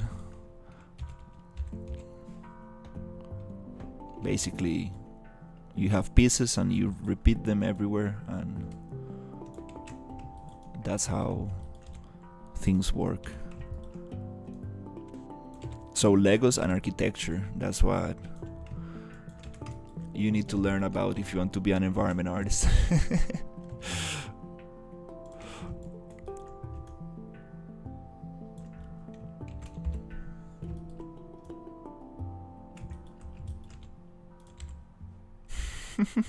I know what we need to get. for this stream. For this stream, I know what we need to get. The SpongeBob like 14 hours later. That thing right there. We need to get that for the stream. That'll be so fun. Like, people in the chat just triggering those things on screen by writing like a few moments later. It's so funny. SpongeBob, like, I really like that show. Really, really like that show. Cartoon Network and Nickelodeon, I really like that. The animated series, not so much the live action stuff from Nickelodeon. Yeah, Cartoon Network, it had probably one of the best cartoons. Like, back in the day, like, cartoons were super crazy. Like, super crazy. Like, you know that, like, they were One not... eternity later. One eternity later. Yeah. Back in the day, cartoons were like way different. Like, they were not meant for kids. They were meant for kids, yeah, but they were actually also meant for adults. So like, when you have like actually people sitting down with their kids on the TV, everybody's entertained. It's not only for kids, it's like for the whole family. So you had like adult jokes or things that you were not able to understand in the moment as a kid, but for adult people it's like, oh, that's very funny. Like, they make jokes about society and stuff that a kid won't be able to get in the moment, right? But I remember my cousin just like laughing so hard at SpongeBob, and I didn't understand the jokes he was laughing about. But you still get a lot of fun because there's a lot of other jokes for kids as well. It's very, very smart show. And the close-ups they made in SpongeBob, I really like those close-ups.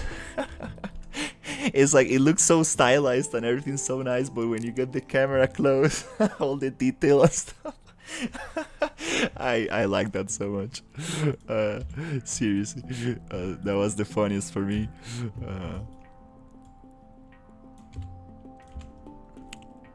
All right, we got this going. Yes.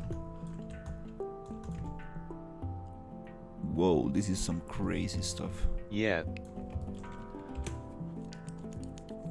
That would be so cool. Like, working on an animated series as well. I kind of want to have, like, I want to try all of those jobs. Like, I really want to like work on a movie. I would really like to work on an animated series. I would like to work on a game studio, just work on indie games. Like, I'm open to like everything, seriously, like anything 3D. That's why it's nice to do 3D, because it's like you can do so much with 3D.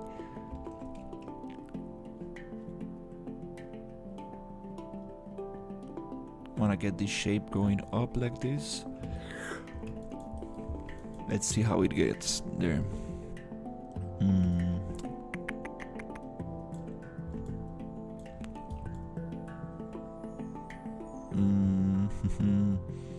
Oh my god, this is... Oof, okay, I think I know how I'm going to do this. Just need to save, because I might break this mesh.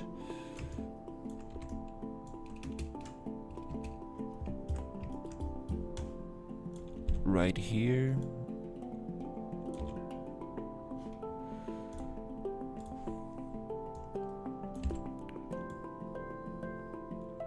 Maybe out. Let's see.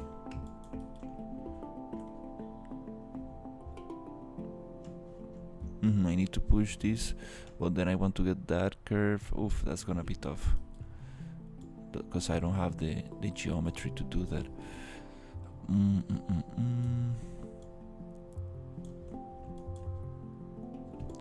So I need to think about this.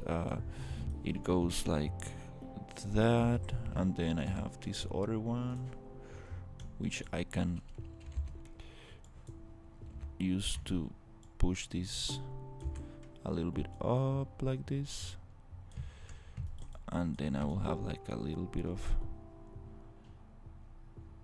oh my god, this is very like super harder than I thought.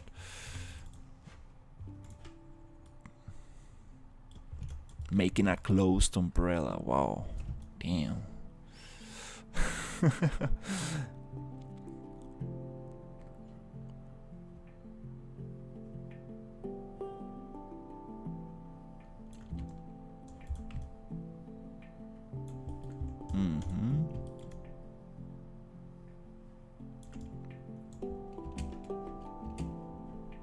Now selecting this, something like this.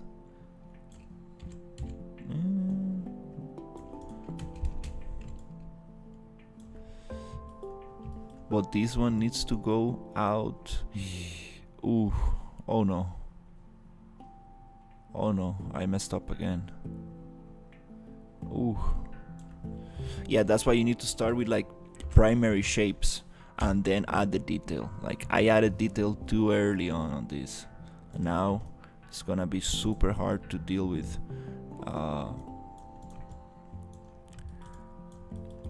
Yep, that's super hard to deal with because this is not the shape I needed.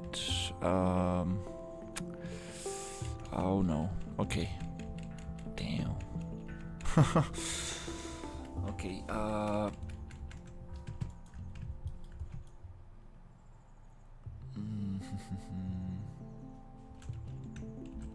This umbrella. 3D is harder than I expected. I mean, yeah, it's just like this is like a realistic prop, and it's like it's a hard prop. It's a hard prop, but it's not. If you're doing stylized stuff, more like blocky stuff, it's a little easier. But I'm just this is a very hard shape. This is specifically a hard model to make. And I didn't plan a lot for it. I just went straight forward because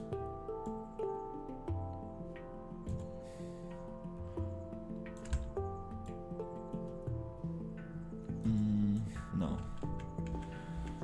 I want to push this down. Do Maya have cloth simulation?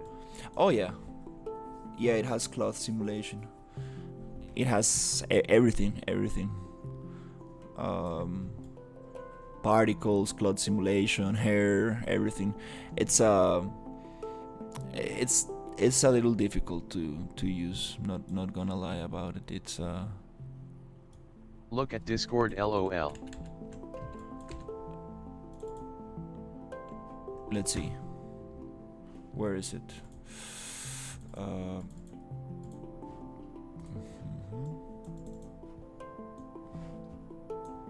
And cloth.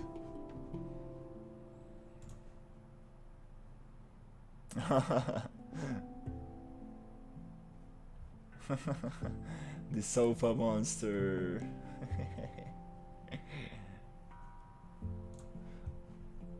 Sofa monster. Yeah, it's called N-cloth. It's super cool. You got the sofa monster in Discord. That's nice. Yeah, actually, guys, I totally forgot. Let me see. Here I have we have a Discord channel. I usually don't like share this link publicly, but https://discord.gg/year9pu2zv. Oops, it read the thing. Sorry, I am beginner in this 3D software. So like you can join to the Discord and like share your work and like receive feedback or whatever. Like that's another, how do you say it, another another platform I got in there. Oof. Don't worry. It's okay. Pin Discord link every day. Yeah, I should pin it, but at the same time I don't want to pin it because you know, like if it gets too crowded, then like I don't know, but still, like, you know, a chill 3D community. Yeah, I don't know. Actually, yeah, I don't think we will get much trolls or anything, because it's not like I'm getting like you know, it's not like a lot of people look at this video, so it's okay. I think it will be okay to have it.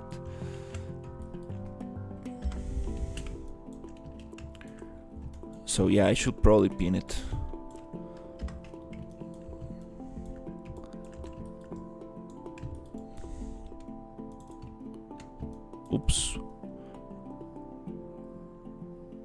Oops. Have a problem right here. Again, double extrusion. Oh no.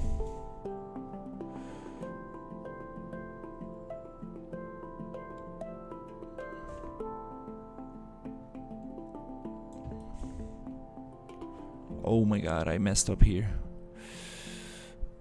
So one way to solve this is just selecting these faces right there, and then trying to get rid of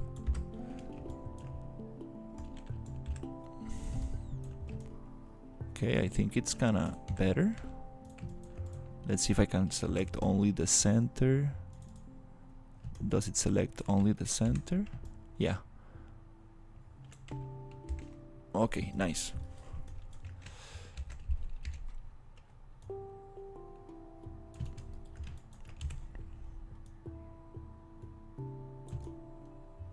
Just want to give the illusion that this goes in a little bit.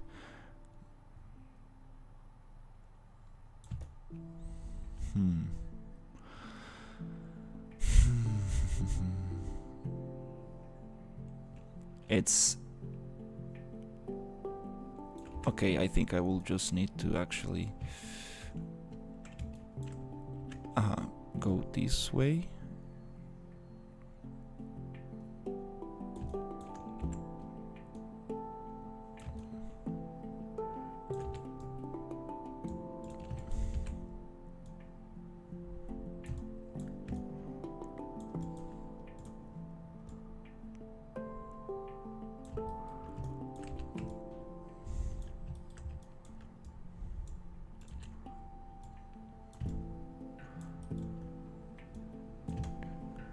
Oh wow, this is like the newspaper. It was some difficult stuff like this.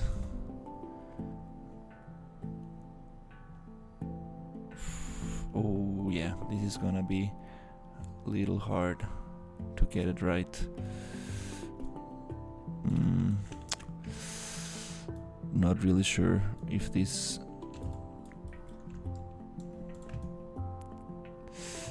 yeah, I'm not really sure if this is gonna give me the effect I want.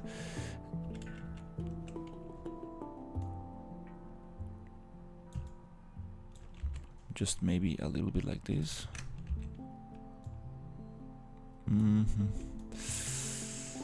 Oh, okay. Yeah, I need to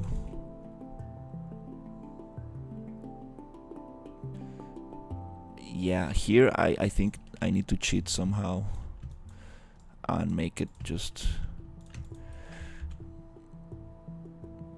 alright. No more closed umbrellas. In and it's connected there. Oof.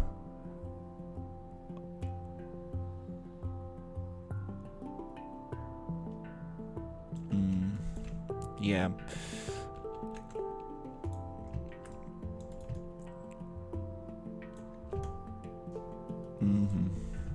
Alright, I think I'm going to try to continue with this.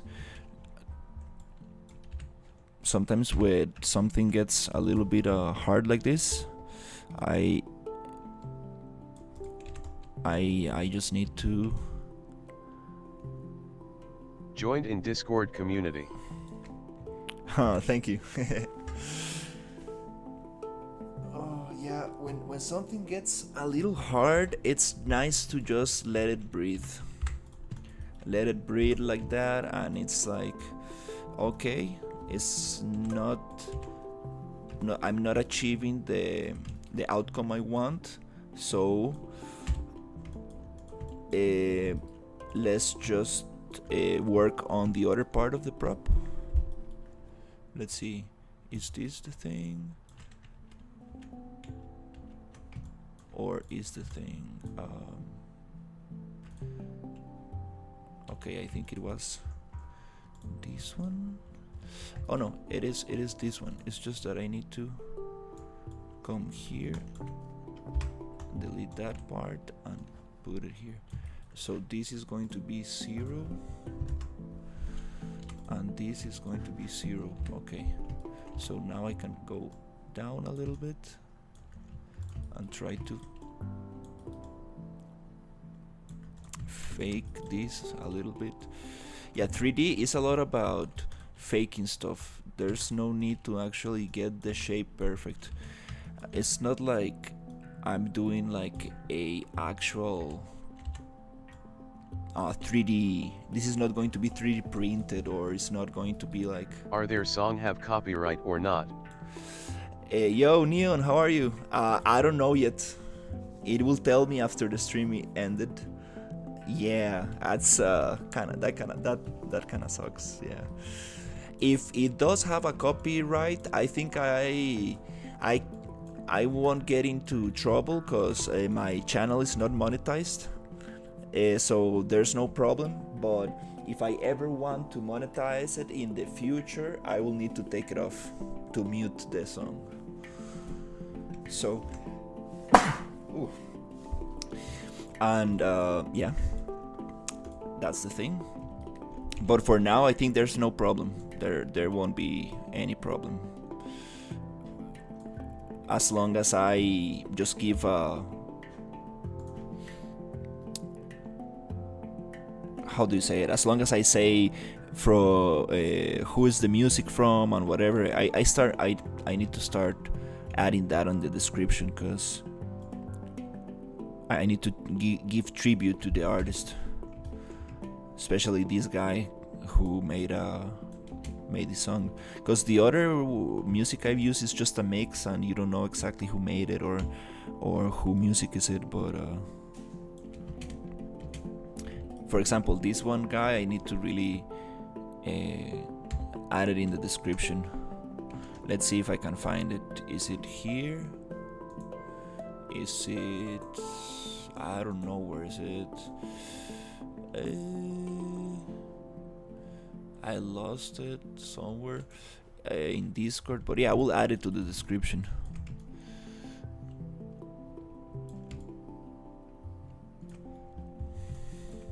Okay, I want to make this a little smaller, and let's keep on going to see how this looks, because I spent a lot of time on this prop, and it's time to actually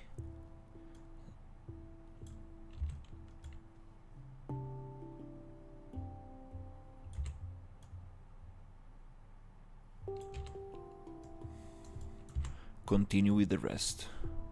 There's still there is a lot of props to make still. I still need to do a lot of stuff, so I need to try to move a little bit faster with these props, even though this is not like the desired how do you say it, result. It's a good start. Oh no, this is not nice.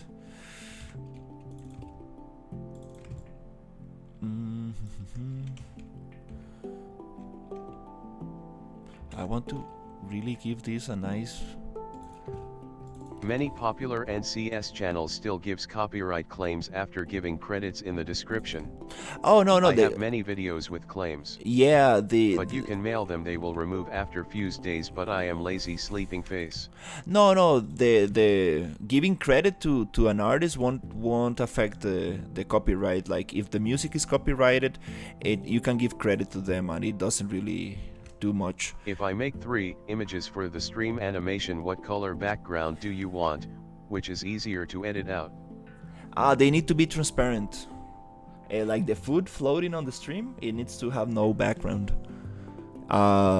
So if you want to add the best color is like a green color, like a straight green, to edit it out.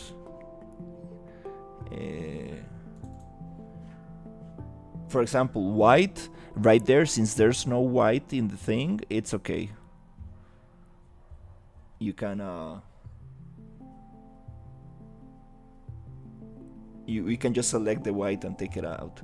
But like, if you can export it as a PNG or simply just add a green background, that will be super easy. How you listening the same song for 2 hours, face red droopy eyes?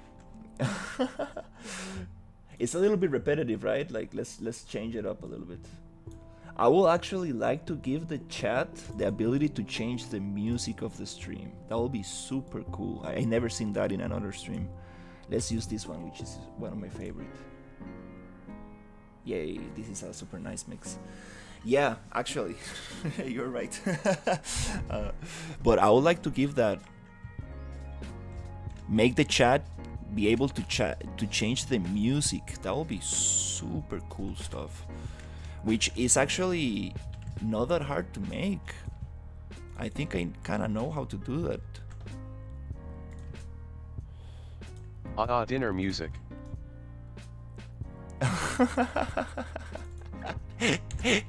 now it's now it's the diner music. It's funny, like we made a new genre of music. It's diner music now.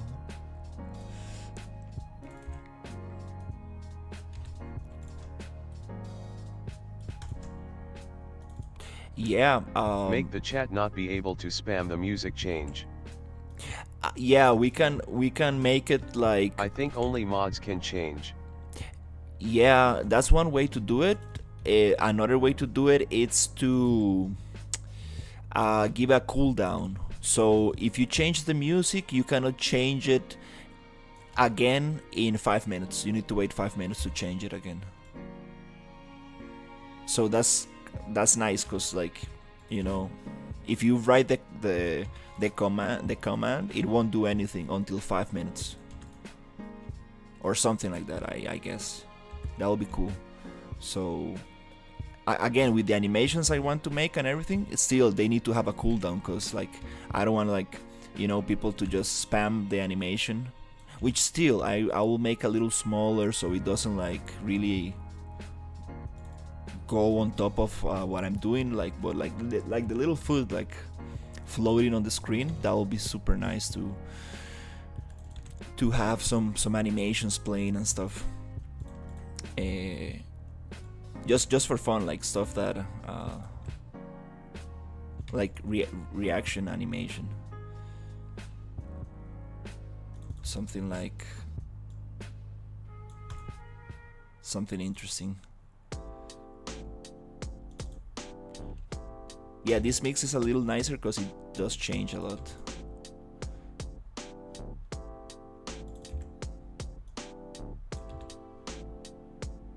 But yeah, the other one was a little bit repetitive. You're right.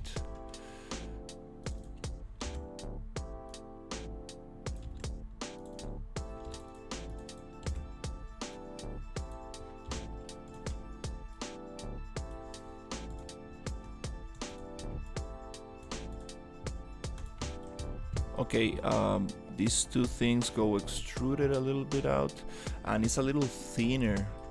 All this whole thing is a little, I think it goes how can I make that thin?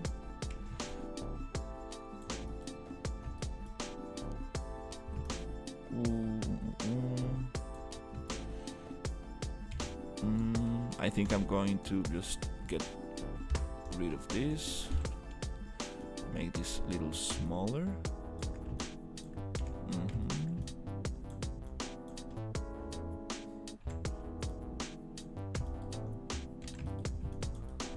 And then make this a little smaller as well. Go down. Shoop.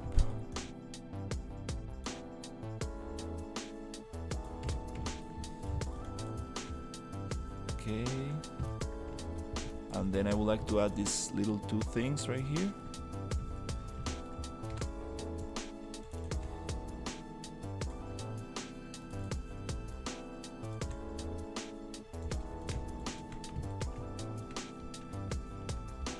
With an extrude, which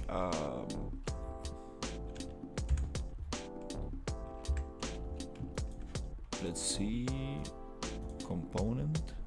There you go. It's the same thing. Object. Okay. Just flatten out these vertices. Oof, the music is too loud, I guess. Yeah, I think it's too loud. This is a little bit louder.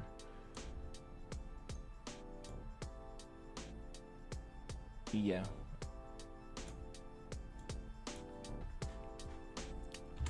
But yeah, that would be super cool, like giving the ability to change the music. I've never seen that in another stream, like that's super cool.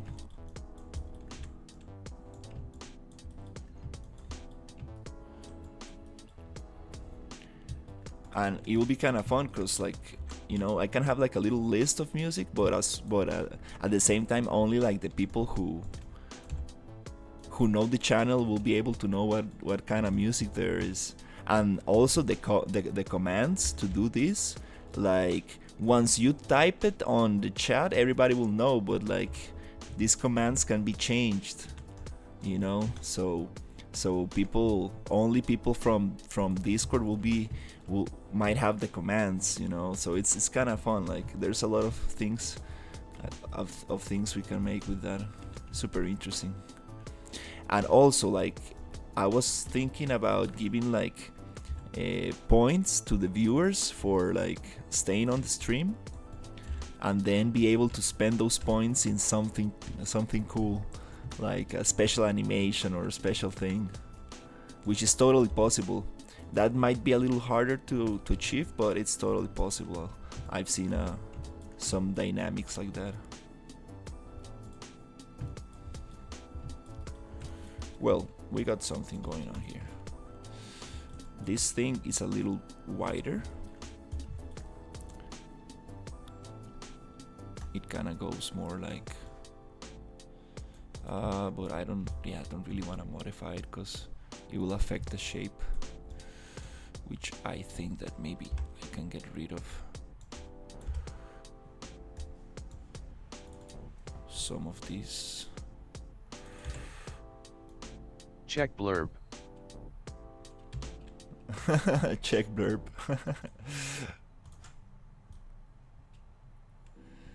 And also, I want to give the chat different voices, you know, so everybody will have a different voice. So if like somebody speaks, it won't have the same voice that other people have, so, which I know how to do. Is just take some time to configure and actually get it.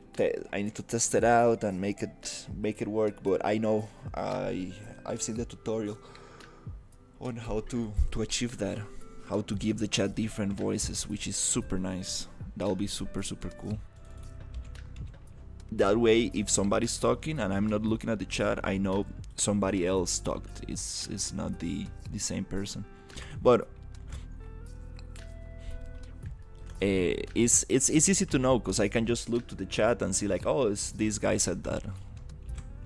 But if I give you different voices, it will be super cool. Which software is that? I'm using a streamer bot, and where's the other one? Chat and speaker bot. So this one, a streamer bot, it's the one that actually this one streams to Twitch as well and makes a lot of stuff. Like it has a lot of functions. You can stream to YouTube and Twitch with this streamer bot, and then you can connect it to OBS and you can connect it to speaker bot. So here, like, this is the thing that reads the chat. Like you can give commands and you can make a lot of stuff with this. Like it goes very deep. Like here you have the voices. You can add voices, different voices to the thing, and you have a bunch of things here that you can like play with. It's a little kind of difficult to configure, but once you like add some, there's a lot of tutorials. That's the good thing. Oh, you streams on Twitch too? Let me follow. Yeah, I appreciate it. I'm not a big fan of Twitch, to be true. I'm not a big fan of Twitch. Don't really like the I don't know how to say it, but yeah, it's kind of hard to actually get people to interact with you on Twitch, and there's a lot of spam and there's a lot of like weird stuff going on. I don't really like that platform that much, to be true. I'm thinking of even like stopping streaming there, because I only had one real interaction since I started this stream. I only had one real interaction in Twitch, which is like doesn't really, you know. And again, the people who watch Twitch doesn't really want to move to YouTube, which is my main platform. And what I like about YouTube is that I can just make a video and it will stay there, you know? It will stay there forever, which is like why I do streaming, right? Like I want to look at these videos in the future and be like, oh, that's very nice, I really like this project. You know, like years from now, I would like to see this. Yeah, in India we also don't use Twitch much. Yeah, I'm not a big fan of Twitch, seriously. And they don't save the videos, they just delete them after a while. So it's like, I don't really like that. So I'm not getting engagement, I'm not having real interactions, and I'm not saving my videos. So what's the deal, right? What's the point? I don't know. Not a big fan of Twitch. I just keep it there because it was very hard to configure that little thing. Took me a long time to configure the streamer bot thing, but I don't think I'm gonna give it much more thought process to Twitch. I kind of wanna start doing YouTube shorts showing like the props I've made, and I kind of want to add those YouTube shorts to my Instagram reels, or just post them as videos there, so I kind of like reuse my content in there. But I like live streaming, seriously. It's like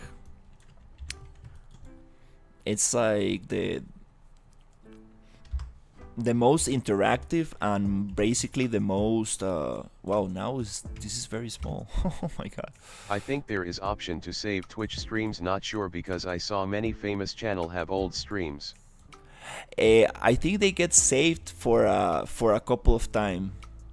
You can save some videos, but it's like a limited amount, something like that.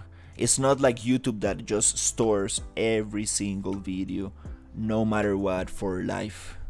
That's crazy to me, like that they can store videos for so long, for you know, I don't know how they get so much, where they get their space from, like how they can store so much information for eternity, you know. It's that's what I love about YouTube. Like, I have videos from 2014 when I started making 3D, like some very old stuff. We have to save it in highlight video, otherwise it will delete in 14 days. Highlight video, yeah. But even though highlight videos, I think they have a limit. You cannot have an infinite amount of highlight videos. I think there's a limit on that too. That's why I think YouTube is gonna be my main platform, and I'm just gonna stick to YouTube, because it really impressed me. Like the last time I saw my YouTube channel's statistics, there were people looking at my videos after the live stream. So I'm like, oh, that's crazy. Like, people just come and look at my videos just to see how the project is going. They just want to see how much I advanced on the props or the environment, because it's a series, right? Like, it's I think that's the most attracting thing about this live stream, that people can see the process, and it's like, oh, it started like a blockout, now it looks like this. Oh, I want to see how it ends up being. I want to look the final product, right? I want to see the end result. So I think that's what attracts people to come back and check on the videos.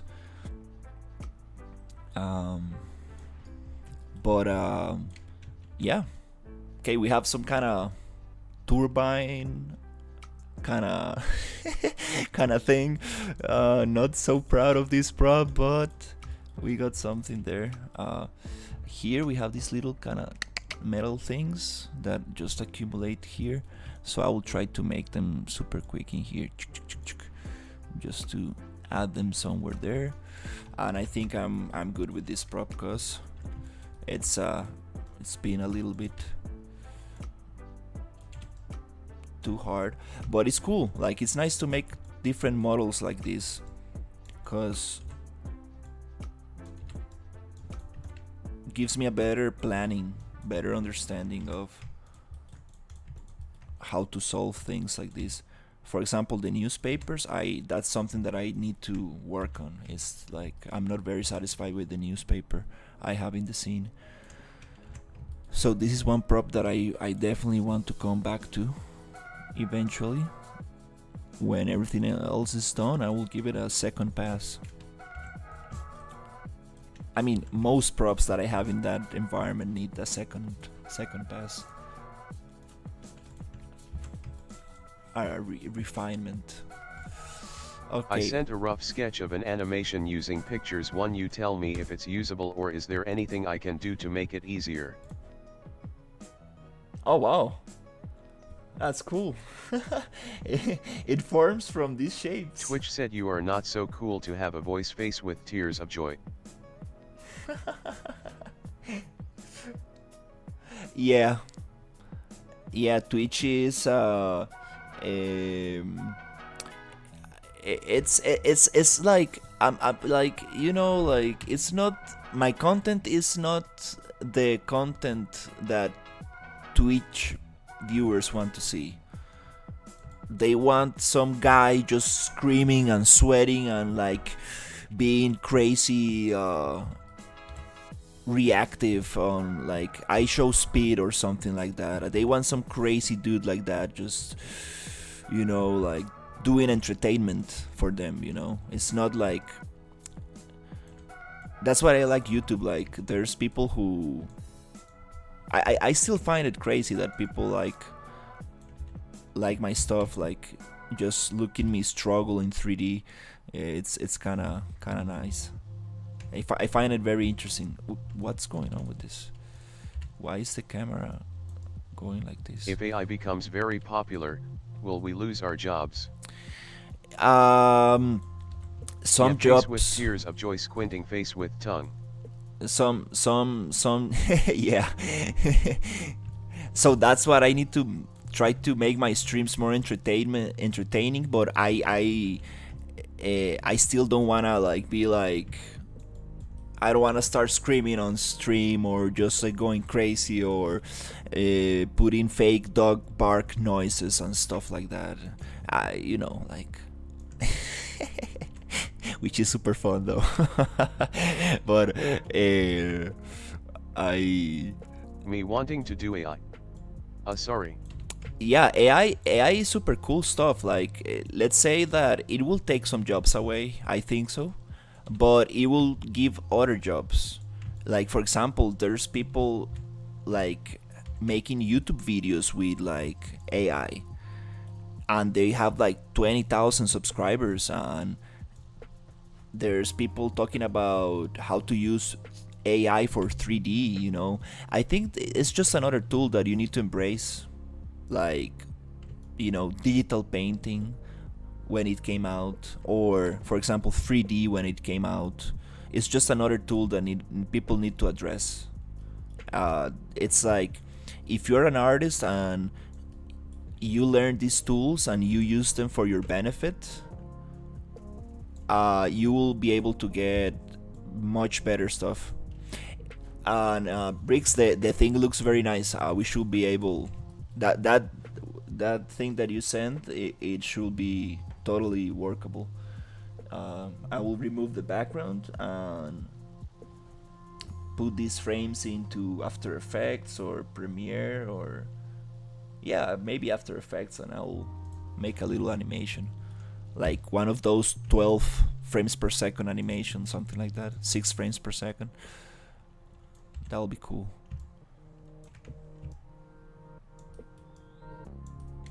I appreciate the drawings. the sofa monsters coming up. But I'm gonna use the sofa we got in 3D, and yeah, and do some crazy stuff. The sofa isn't great, but if it's small enough, it might just look decent. No, it looks nice. It looks nice. I really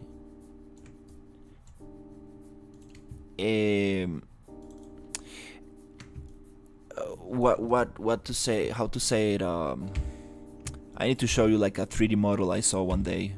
I don't know, it got recommended for me in YouTube. I was like, what?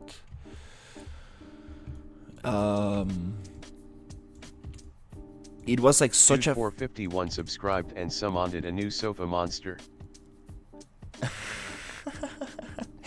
We can do that. We can do that every time somebody subscribes. The problem is that not all subscriptions are public, so that's the problem. But we can do that every time somebody subscribes. We can play an animation. That's super funny. Sometimes when it's a private subscriber, I get like just notified. Like, I don't even get notified. I just look at the number and it just goes up. But when it's a public subscriber, it sends me a notification like, oh, this person subscribed. So it's kind of cool.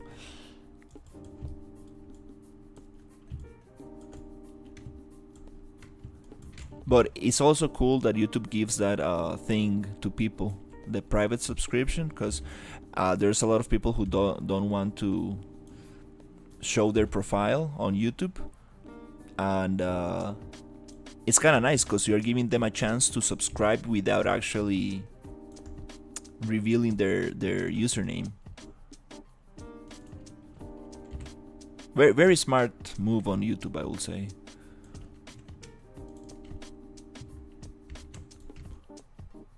Okay, we have these kind of little things here. So let me see if we can get them just duplicated everywhere. Oh, this umbrella doesn't make sense at all because it has, oh no, 1, 2, 3, 4, 5, 6, 7, 8, 9, 10. 10 things, which is, oh, and we have much more than that one. We have 20, 12, 13, 14, 15, 16, 17, 18, 19, 20. We have double the amount of things inside the umbrella. That's why it was so hard to make. Oh my god. Damn. I messed up big time with this one. Well, good lesson for the next one. This is a crazy umbrella.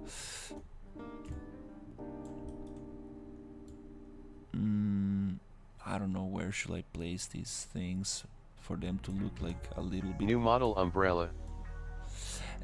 Yeah. It's a very, very. Oh my god, yeah.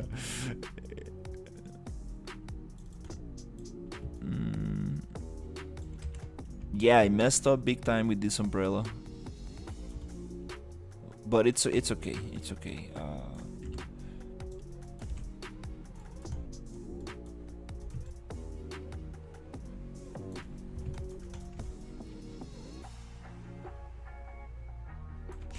This detail is too small. I don't even know if I should add it.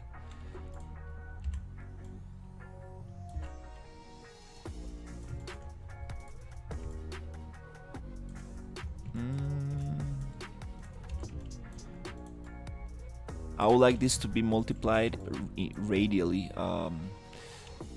Let's see. Just wanna. Let's try the trick that. I have an idea for an animation, but I don't know if I can draw it. Yeah, just let me know. We can figure something out. It doesn't need to be hand drawn. We can use 3D as well.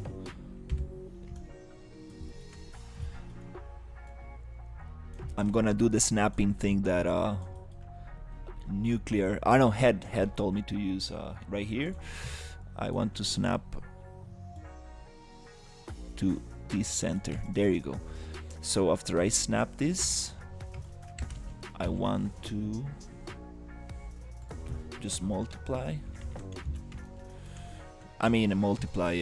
Just copy and paste and start moving this.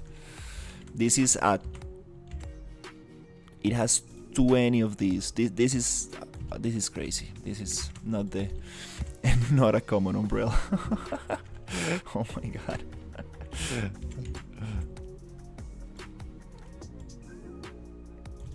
Thumbs up grinning face with sweat. Have any site where we can sell 3D asset? Yeah, the Unreal Engine Marketplace, if you are doing game assets, the Unity Marketplace, and either a person typing on keyboard with work.exe on monitor or a person slamming their face on keyboard. We can also just get GIFs. We can just download very famous GIF animations. You know this video of the guy in the office who just breaks a keyboard and throws his monitor away? We can do that. A lot of channels do that. We can find some like iconic videos or iconic like TV cartoon shows and just use stuff from that, which will be super nice as well. If you do it in a very smart way, let's say... Yes, Sketchfab, Unreal Marketplace, Untie Marketplace, many more. Yes. Yeah, he'll get some. Yeah, that's the easiest way to do it. There's a... I would like to keep it like animation related. Like if we can get like cartoon shows from Nickelodeon or Cartoon Network, that would be super cool. Since I'm doing like something like in 3D, I think it will go good hand in hand. There's Turbo Squid. There is so many places where you can like put your assets to sell. Again, like as I always recommend for people who sell assets, make your research, right? Before you make an asset, go and look for that asset online and see like, does it actually make sense to sell this stuff? Are there like enough I don't know, enough barrels in there in the internet, or enough kind of wooden boxes in the internet? So you need to think about what assets are not there, and then you can make it. And think about things that you can actually use for multiple purposes. Let's say, well, I'm building a diner, but I don't have the utensils, I don't have the cooking tools for the diner. I haven't found any nice asset pack with actually cooking tools. okay, I want to make that asset pack, so that those kind of things. Okay, this looks too crazy. Oh my god.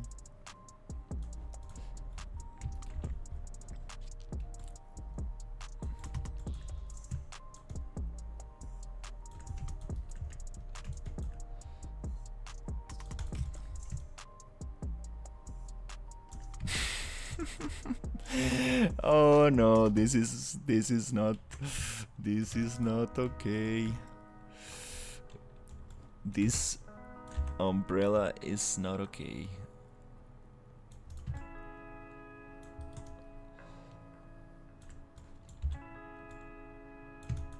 Thanks. Yeah, for example, um, yeah, that's my advice about assets. Like I had this professor in university who made an Oreo cookie. He made like a very good Oreo cookie, and he sold it like 100 times, and it was like a $5 asset. And like, I don't know, like maybe Oreos were very popular in the moment, or I don't know like what was going on, but he made like a lot of money with a single asset. And he was talking about it in class. He was like, yeah, like I went and looked for Oreo cookies, and there were not any nice models of an Oreo cookie. So I made myself one Oreo cookie and placed it in a marketplace, and actually people started buying it, which is kind of interesting because it was a branded product, which usually brands actually they hire a modeler to actually make a nice 3D model of it. So it was kind of interesting.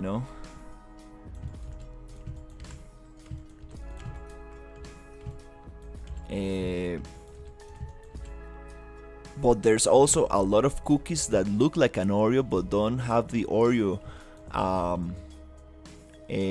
trademark in them. So he made the Oreo cookie with the Oreo brand and without the Oreo brand. So that's why you give more options to people. And that Oreo cookie, you can change the texture and turn it into a brown chocolate cookie, into a vanilla cookie, and then like you can go on and add variations and make this more available to people. Then you can make a beaten cookie, like somebody just took a bite and there's crumbles and stuff. So you give more possibilities to people. It's like, oh, that's super nice. It's everything I needed for this little thing I'm making on. I'm working on. I'm making like a little cookie commercial, so that works perfectly. It's just $5. Nice. Stuff like that. Okay, I think that's an umbrella for now. The crazy 20-sided umbrella. Oh my god, that was such a funny mistake. But the important thing is that when I come back to this umbrella, it's a good time chatting with you. Will you live stream tomorrow? Time to go. I appreciate it for hanging out and chatting. Yeah, I should be able. I got a few gifts on Discord. Nice. I'm gonna look on them. Thank you, Bricks. Yeah, I should be able to stream early these days. I'm trying to stream like 8 a.m., which is gonna be 8 p.m. on India. I'm trying to stream at that time, and even earlier. Like I'm trying to start streaming a little bit like at 7. It will be 7 p.m. in India. So I'm trying to keep it early. It's nicer, like start the day, just do the stream and be more productive and stuff. So yeah, I appreciate you guys hanging out. I will try to keep a consistent schedule, and I will try to post on my YouTube.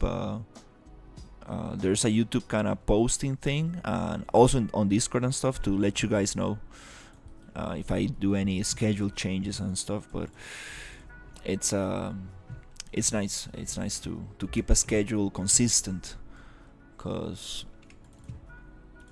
when I change the schedule too much, like I get new people in the stream, but I like to just maintain it consistent so people know when I'm going live and stuff.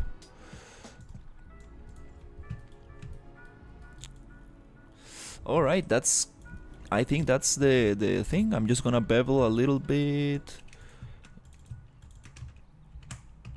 these things right here, and I think I'm gonna texture this out because it's time to continue with the next one.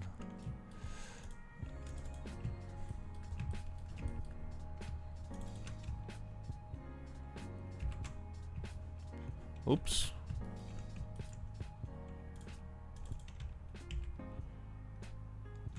What?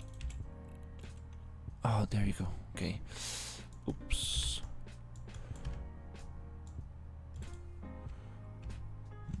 0.1. And then I want this bevel to be also like super small.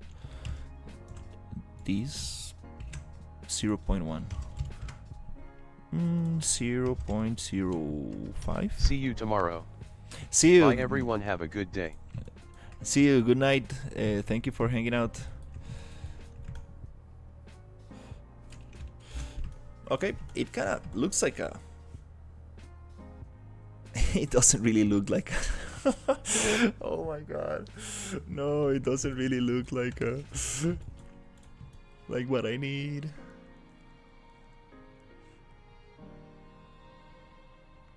I could make a simulation of this. See ya.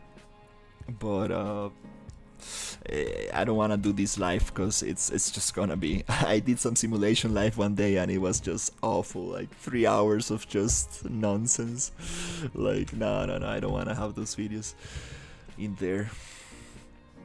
But it's nice, like people can see like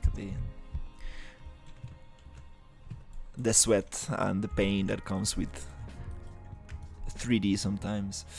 You are overcomplicated it. Yeah. Now I'm just gonna make a little test right now. I just want to basically give a basic material and let's go. Yep, just basically just gonna go and go face and go here and add like Lambert, and this is gonna be metal.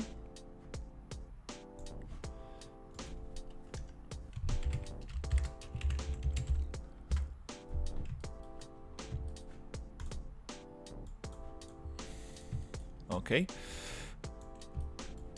this is gonna be, let's see, this is gonna be, oops, there you go, this is gonna be a black plastic.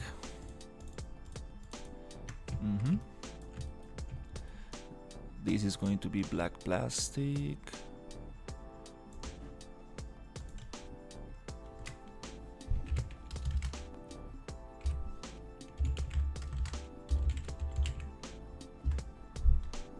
Okay, and this is going to be painted plastic.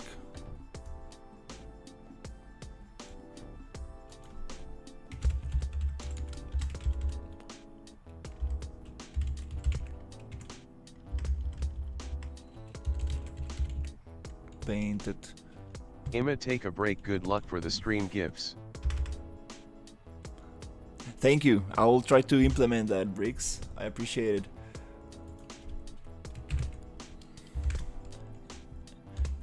And painted plastic.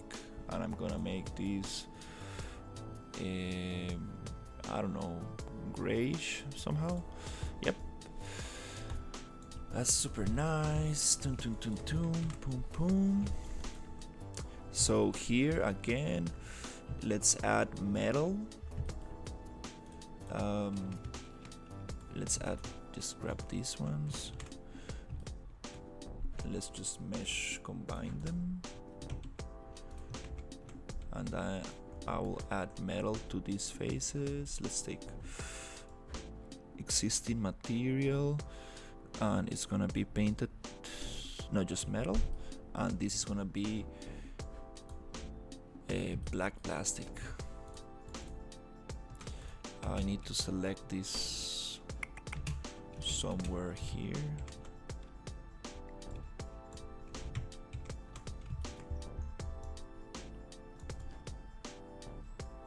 Yep. Somewhere here I'm going to select this as painted black plastic. Oops. So now let's see what we have.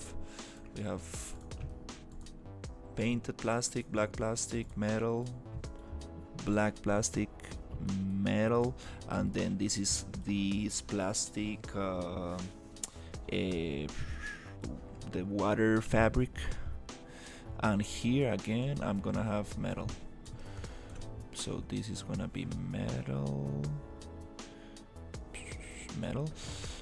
and lastly I'm just gonna get this and assign a new material called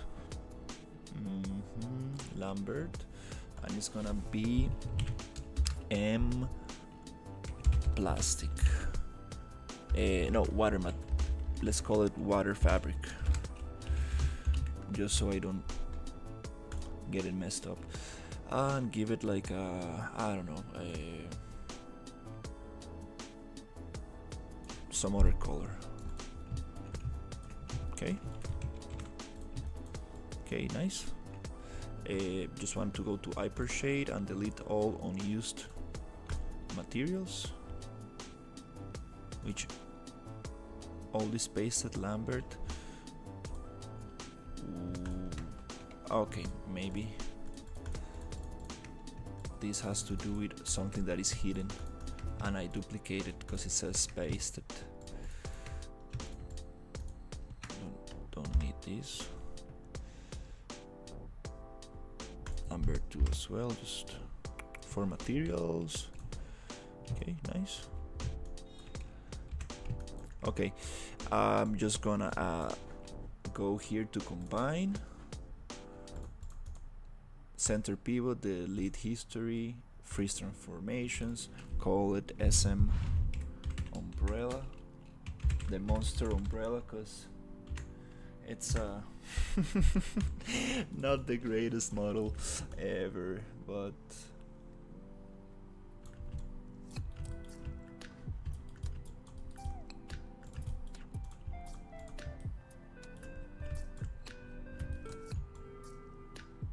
it's okay. It's okay. For now, I just want to go and give it a quick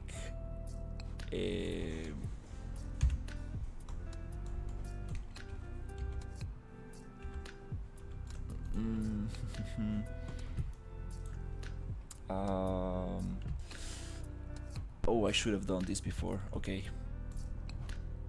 let's just give it a quick automatic UV just to test it out in Substance to see how it looks.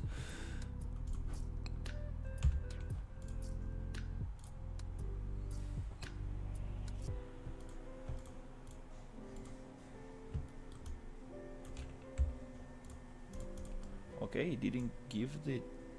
Interesting.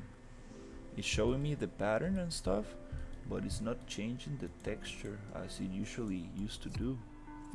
Let's see, material attributes. Huh, interesting. Okay.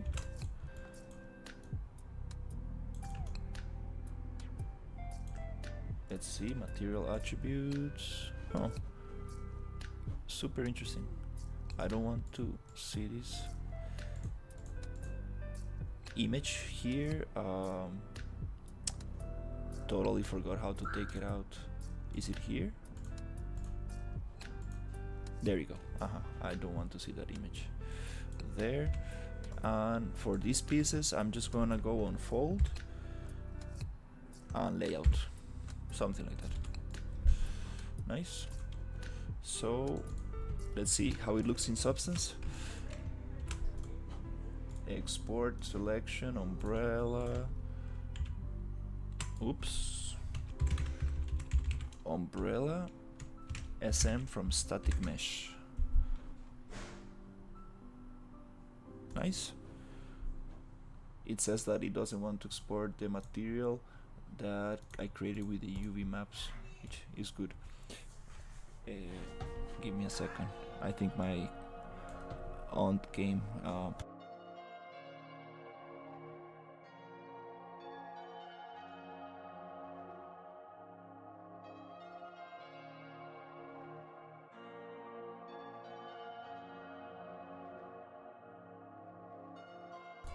All right, let's see.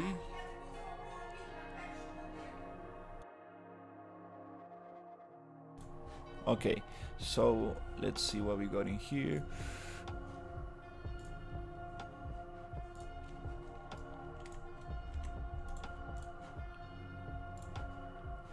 I just want to see how this looks with the mesh display soften edge.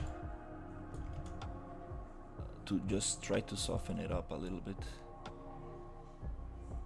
Yep, kind of a little nicer. Let's just export this and test it out. Umbrella. Okay, let's go into Painter and see how it looks.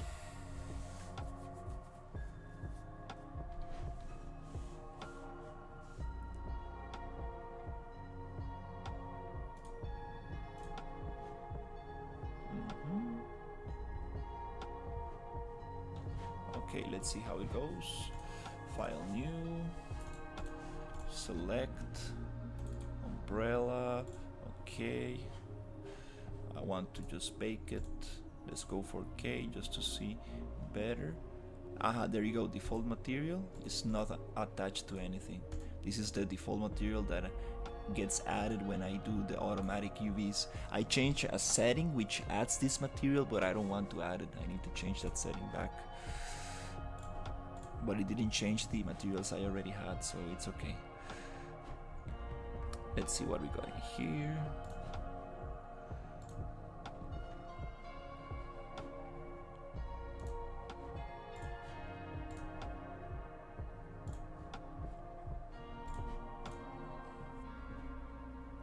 Okay. Yes. We got some materials going on. Let's see how it looks in Substance.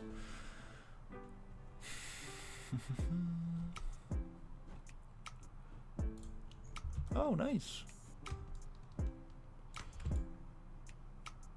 Yeah, too many. Yeah, it looks like a turbine. Like how do you call it? Like, yeah, some kind of. Because there's too many divisions. Ah, my God, I didn't think about it.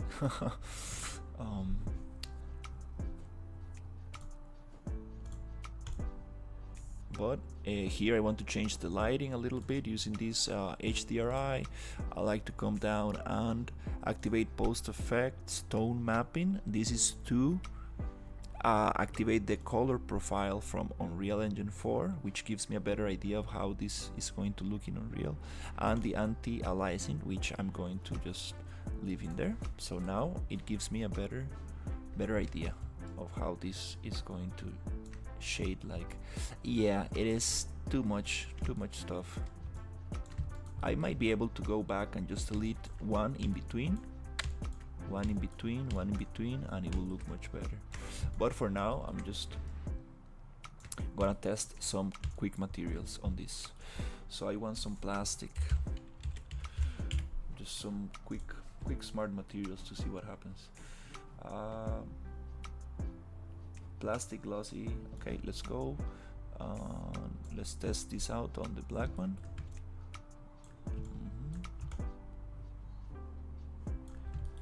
And then I just want like another one. Oops, not really working great. Oops, this is sharing materials. Yeah, it broke my materials, I think. Oh yeah, it did broke my materials. Oh damn, okay. Yeah. Metal, chrome. Yeah. Oh, it broke. It broke the thing. It's okay.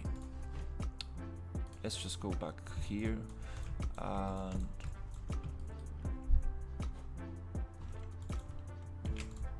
I need to just mesh separate, and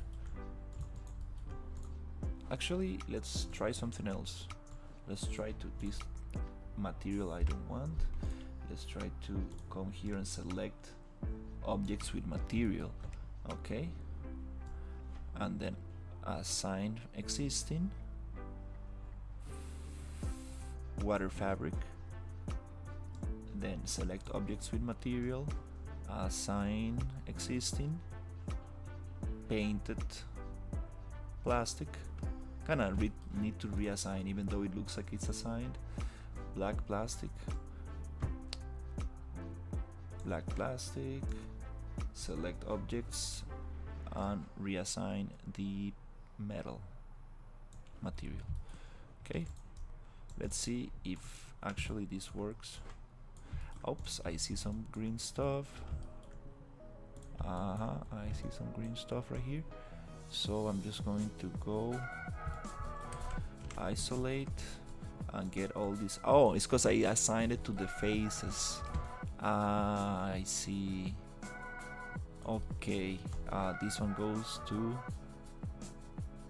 you can assign materials to the object, to the faces, to the UV shells, and I guess to the vertices. It's crazy. You can assign materials to different parts of the object, different ways of assigning materials, which is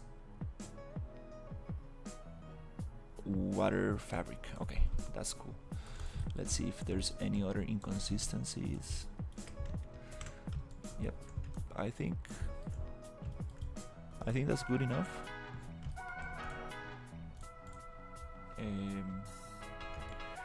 Kinda wanna just select this. We got some inconsistencies right here, a lot of them. Okay, so again, let's go mesh combine, and here just face metal,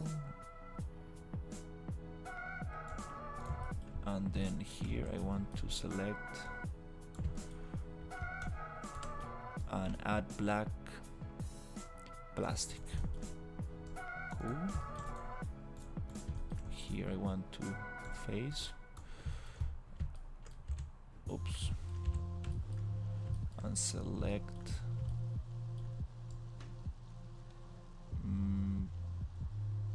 where is it? Metal? Oh, interesting. It's not changing the color.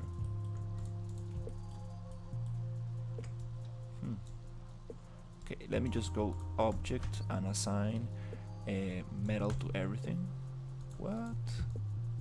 This is interesting. Assign metal. This got bugged out somehow. Or is it that this, let's see, is it a normal problem? A mesh display set to face, mesh display reverse. Yes, it's a normal problem. Mesh display reverse, mesh separate, and I want to get what is this is crazy. I broke this stuff. Oh my god, is this actually duplicated somehow? Oh my god, what's going on? Yeah, it's duplicated.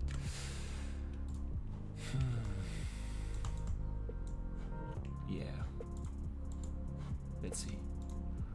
Yeah, so let's see, 1 2 3 4 5. I just want like half of this.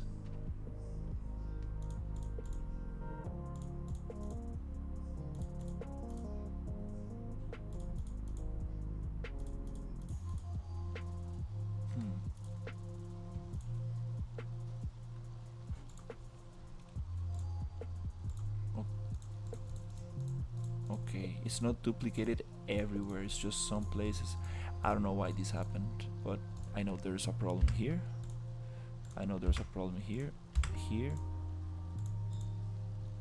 here, here, here. No, not here. Not here. Okay, now I think if I get this and go mesh display reverse, and then is it there?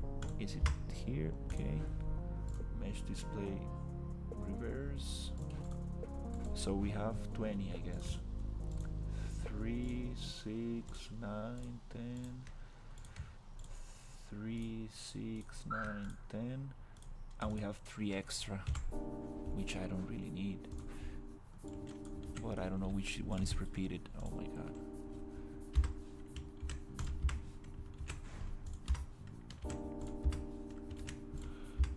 Yep, just gonna check this out super quick. Oops.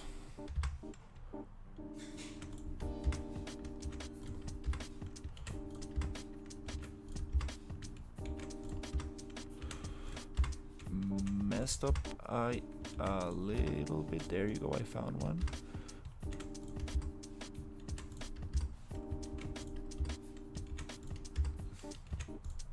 And that's it. I think it's cool. Actually deleted one that I didn't need to. What? Oh my god, this is bugging out so much.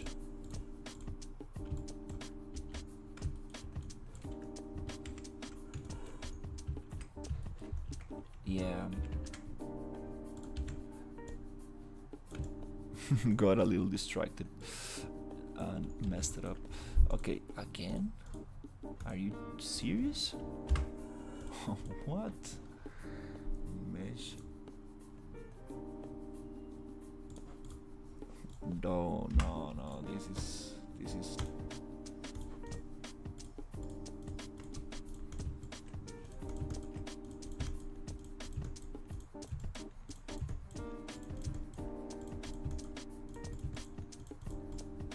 okay.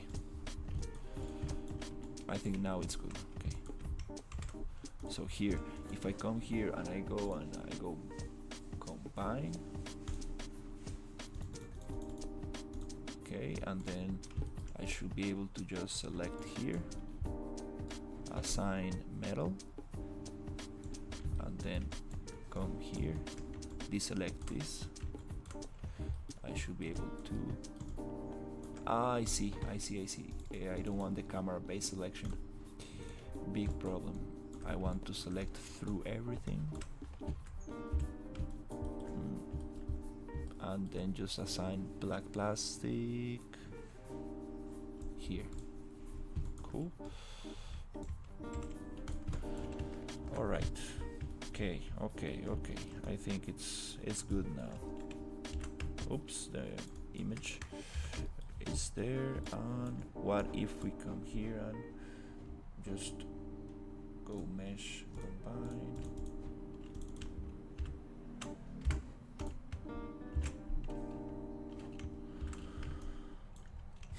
Alright, I think it's good now. Let me just check materials.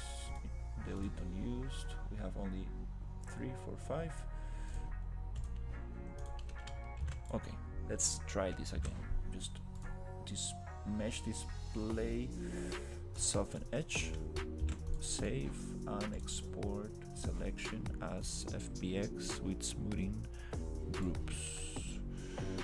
So here I just want to go edit, project configuration, select the umbrella and just go. See what happens. Nice, we have 1, 2, 3, 4 materials. Let's check it out. Black plastic, metal. We have painted plastic and fabric. What is that? Okay, cool. Okay, I think we have everything. Now I just need to rebake this to actually make it look nice.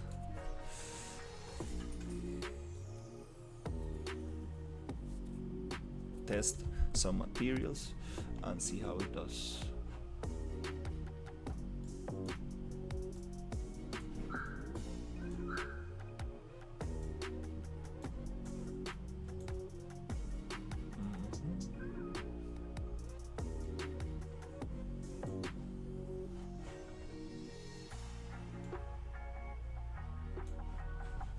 Yes, there you go. Okay, let's just save this as, oops, You took your whole PC to your grandmother's house? Oh yeah. Yeah. 2 monitors and the PC and everything. Yeah. But it's nice because whenever I move the PC, I get to clean the space and all the dust that was in between the things and the cables and everything. It's nice to move from spot to spot, and I actually realized my computer is full of dust again. I need to clean it up, and it's nice just to get that.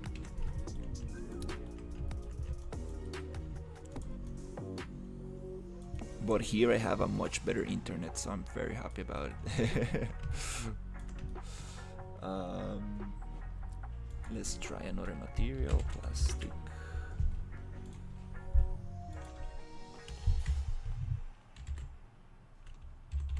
Plastic. I need like a plastic fabric. Plastic fabric brands. Oh, nice.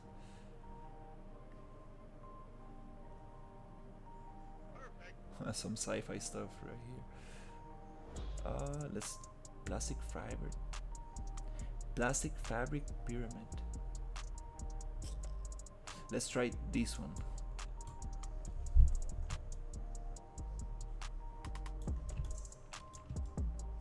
Which looks pretty bad. Yeah, I think I just need something like that, glossy plastic, and I need to actually make it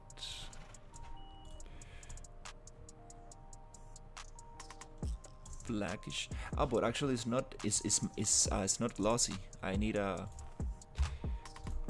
something not so reflective. Oh, that looks more like it. Yep.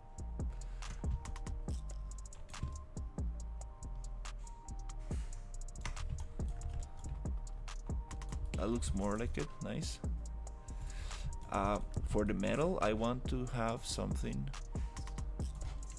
like steel rough. That's kind of nice. For the plastic here, I want to have something glossy. This one can go glossy, but why it looks that bad? What's going on in here? Oh, it's super glossy. Crazy. that's the highlight. Oh my god. No, not that glossy. We don't want those highlights. We want more roughness. Oh, what? Yeah, maybe not this plastic. Let's see. Let's see if I can get like a grainy plastic. No.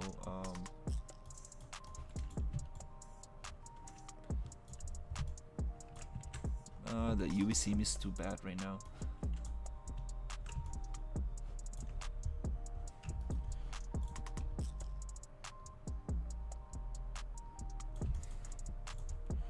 Maybe less.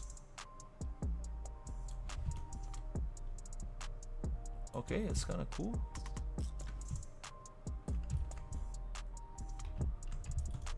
Yep. Let's see. Does it? Okay. Yeah. Too many things coming out of the umbrella. I need to cut one in between, and it will look much nicer. Give it a little angle here, and I think it could work.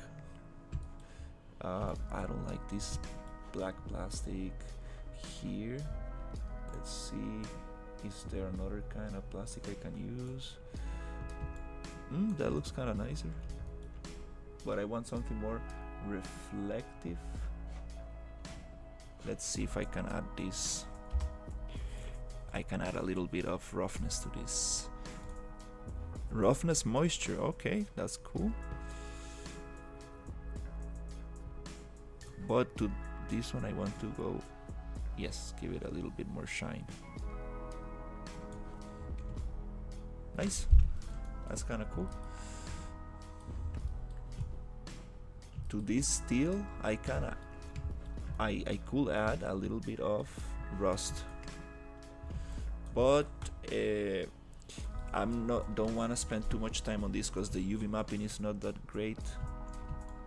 And actually I would like to go back to the model and change it, but it's yeah, it doesn't look like an umbrella quite yet, but I do want to test it out in Unreal. We have 4 materials,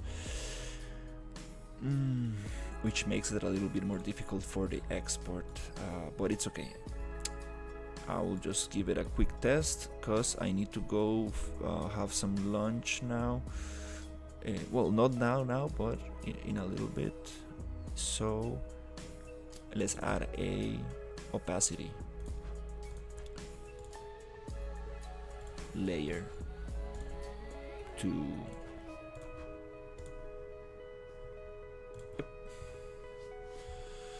the thing, and then I want to just add a fill layer with opacity. So I come to opacity, alt click, leave it white, call it OP. This first layer I'm not using, and then I want to copy this opacity into my materials. This one, the first layer I'm not using. Let's just get rid of it, so I don't get confused with anything there. Nice. Now I double check that the opacity is right. Okay, everything's white. That will allow me to combine these materials. Just for a quick test, I want to just export, Control Shift E, and I want to add my own, which is this Unreal Engine 5 packed, which has alpha on the textures. Right here it has alpha, and I want this, very importantly, to be let's say 2K, and very important setting, dilatation plus transparent. I need transparency, and the dilatation is how many pixels it will get dilated outside the UV shell. So let's just keep it very small. Even one is good because the UV shells are too packed. Can I write one? Yes, just one. When it comes to exporting, I like to make a new folder, call it umbrella, export in there, save. Nice. Okay.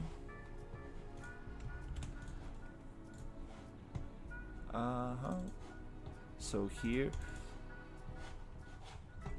I have these different textures that I want to get all together. So let's see if I can merge them up.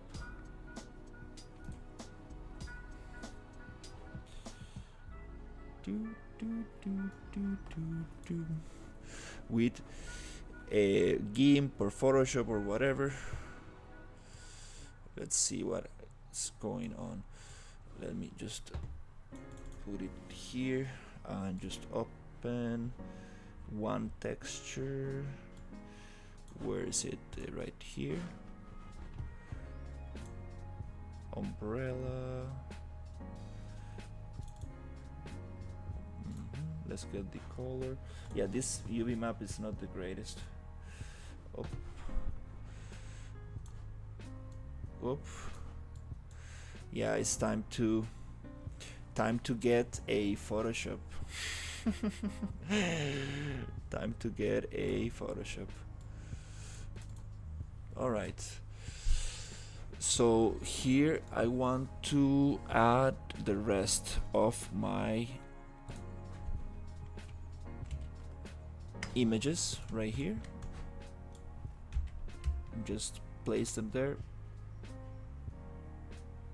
The first one I added was basic color, so when it comes to basic color I want to go just base color, and here I want to add, let's move it somewhere here so you can see, base color, and get all the base color together, base color, and just merge them, and then normal, merge them, occlusion, roughness, metallic, merge them, and now with this one as well, and now I can export as Control Alt Save as a PNG to desktop. Let's call this umbrella ORM, occlusion, roughness, metallic, texture. So here I want to just copy this, and there you go, into desktop. Okay, and then I want to get the normal into desktop, which is just normal,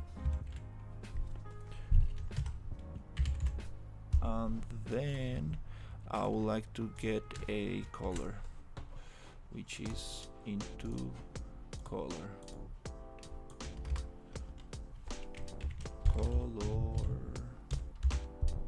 PNG, like that, and I don't need this. Alright, so we have these three maps and let's close Painter for now.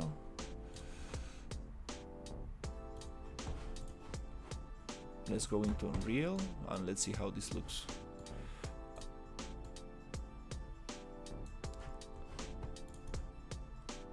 So here, and the umbrella.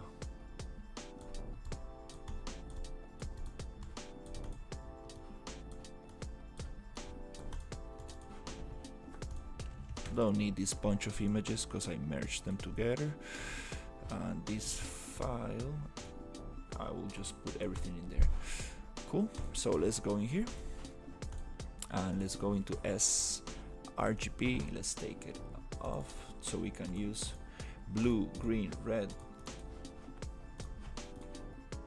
Save and get the umbrella going here, which is bloop, bloop. Let's get this umbrella going. Nice. And here I want to just create material, add the normal to the normal, add the ORM. So this one goes red to ambient occlusion, goes green to roughness, blue metallic.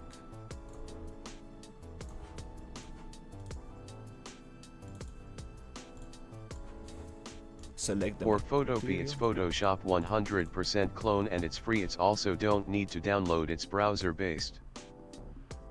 Photopea, yeah, I have GIMP as well. GIMP is super great. Yeah, I'm just used to Photoshop for some tools and stuff, you know. But anyways,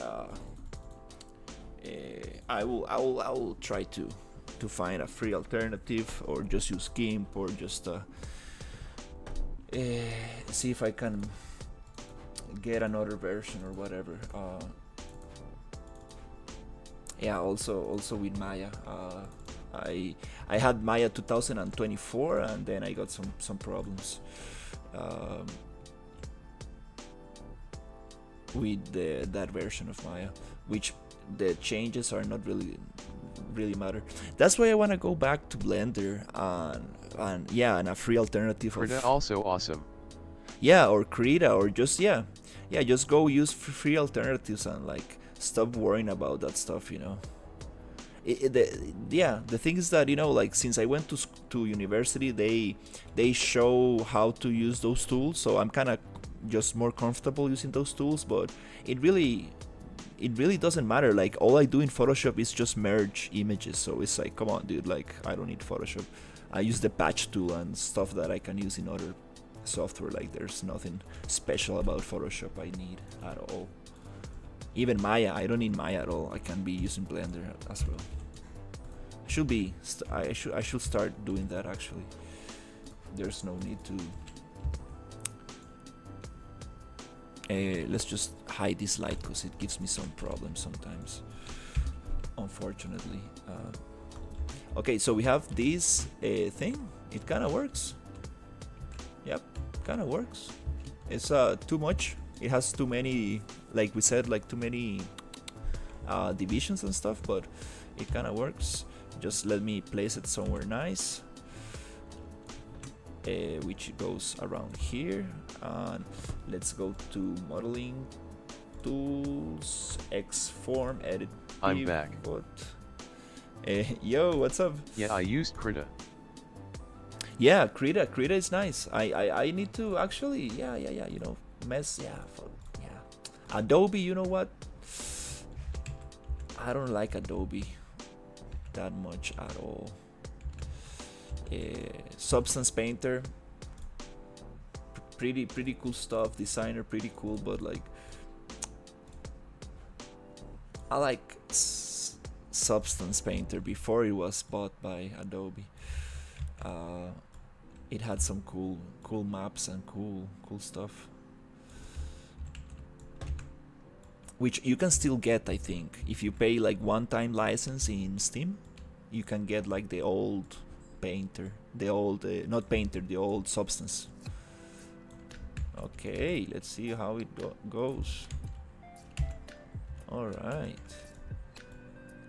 Oh yeah, Briggs, this looks like a turbine, like a kind of like an engine, kind of, but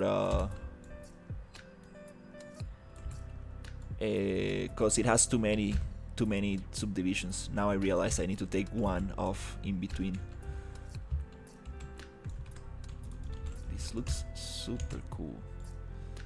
Like once I place that in there and make it like I will add actually the pivot to the bottom or to the top right there, so I can control this easier. All right, that's kind of cool.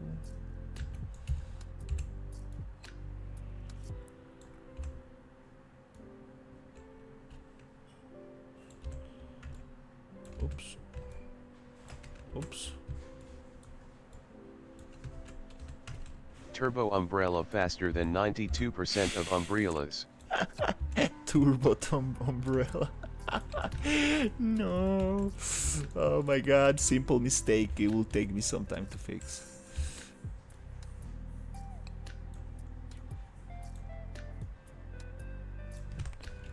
Yeah, a little bit like that. It doesn't make sense to be here because this is not solid. This needs to be simulated. Oh my god. Face with tears of joy, face with tears of joy, face with tears of joy.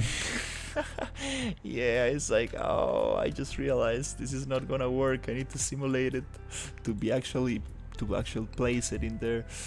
Oh no. Damn. Oh, I think the umbrella, might need to wait. No, I wanted the umbrella. No, it's a solid umbrella. It's like a hard rock umbrella. Jesus. Well, messed up. Not really. I have the model. We can also like just simulate it. I just need to export this prop. Well, I have it on Maya, and then I can just make soft these edges and try to simulate a little bit and get one off and stuff. It will require some work, but after everything is Dante, just make again at last. Yeah, well, I'm not gonna make it from scratch though. I'm not gonna make it from scratch. Now I have the base model and everything will be so much easier and faster. The first time is the hardest and then it just goes easier from there. But I'm realizing that I need to start learning more simulation. That's what I want to get more into Blender as well. Like, for example, this beautiful gumball machine was made possible because of Blender. And I actually want to chip off those edges. Yeah, I really want to chip off those edges. That will look super nice. Like people standing on there, like that will be nice.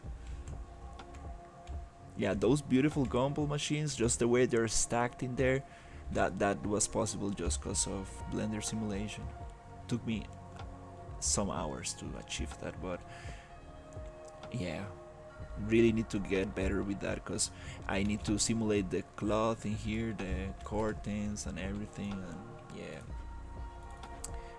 And those are the details that really make it feel nice. Like this newspaper, it's like again like rock solid. It doesn't feel like a newspaper actually folding, you know. So it's like a floating newspaper. Like what is this? Oh my god. Yeah, I would like to simulate this properly. This one is just straight. Totally makes no sense. Oh no, yeah, well, yeah, sometimes,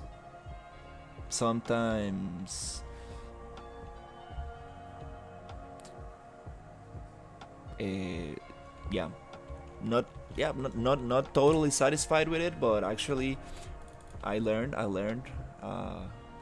lot from this process, and I got the base mesh, got the proportions. I just need to work a little bit more on this, and it will look amazing. If I get this simulated and this simulated properly, it will just give so much more realism, and the actual curtains here as well, and make like a little kind of like little metal kind of ring kind of thing, so the thing can go through and stuff. Ooh, those little details will just make it look amazing. Here, like add more subdivisions to this, and here add more subdivisions so I can make it smoother. Yeah. Kind of scared. Like all the props that I need to like rework.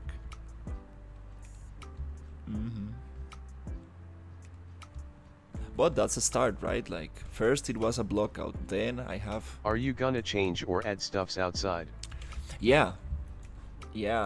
So this is the plan. Like I'm going to work on the bathroom. Then I want to go out and I want to like make this sidewalk nice, and I want to add like a diner sign here, and then I want to add like a post, like a big kind of. Let's just make it now. Model. I want to add something like this, like very high up, something like this. Radius, something like that, maybe 12. You know, something like this. Obviously, this needs to have some logic. Actually, this needs to go a little bit more like this, I guess. And then I will have like some gravel, some like little stones, and some bushes in here, and make it nice. Like I need to look for some reference, and then I want to have like this sign. I want to have like a big sign there, like a neon sign there, and that's going to be for the outside. And all these pieces I want to make modular. You see, like this one, which is separated, and this one which are separated. I want to make all of this modular properly. That's a nice shot. Everything modular, so I need to bring it back to Maya and actually make it snappable, make it nice. And here I want to make the windows round and stuff, but that's it. For the outside, I'm not gonna go beyond the sidewalk. Those are the limits of the scene.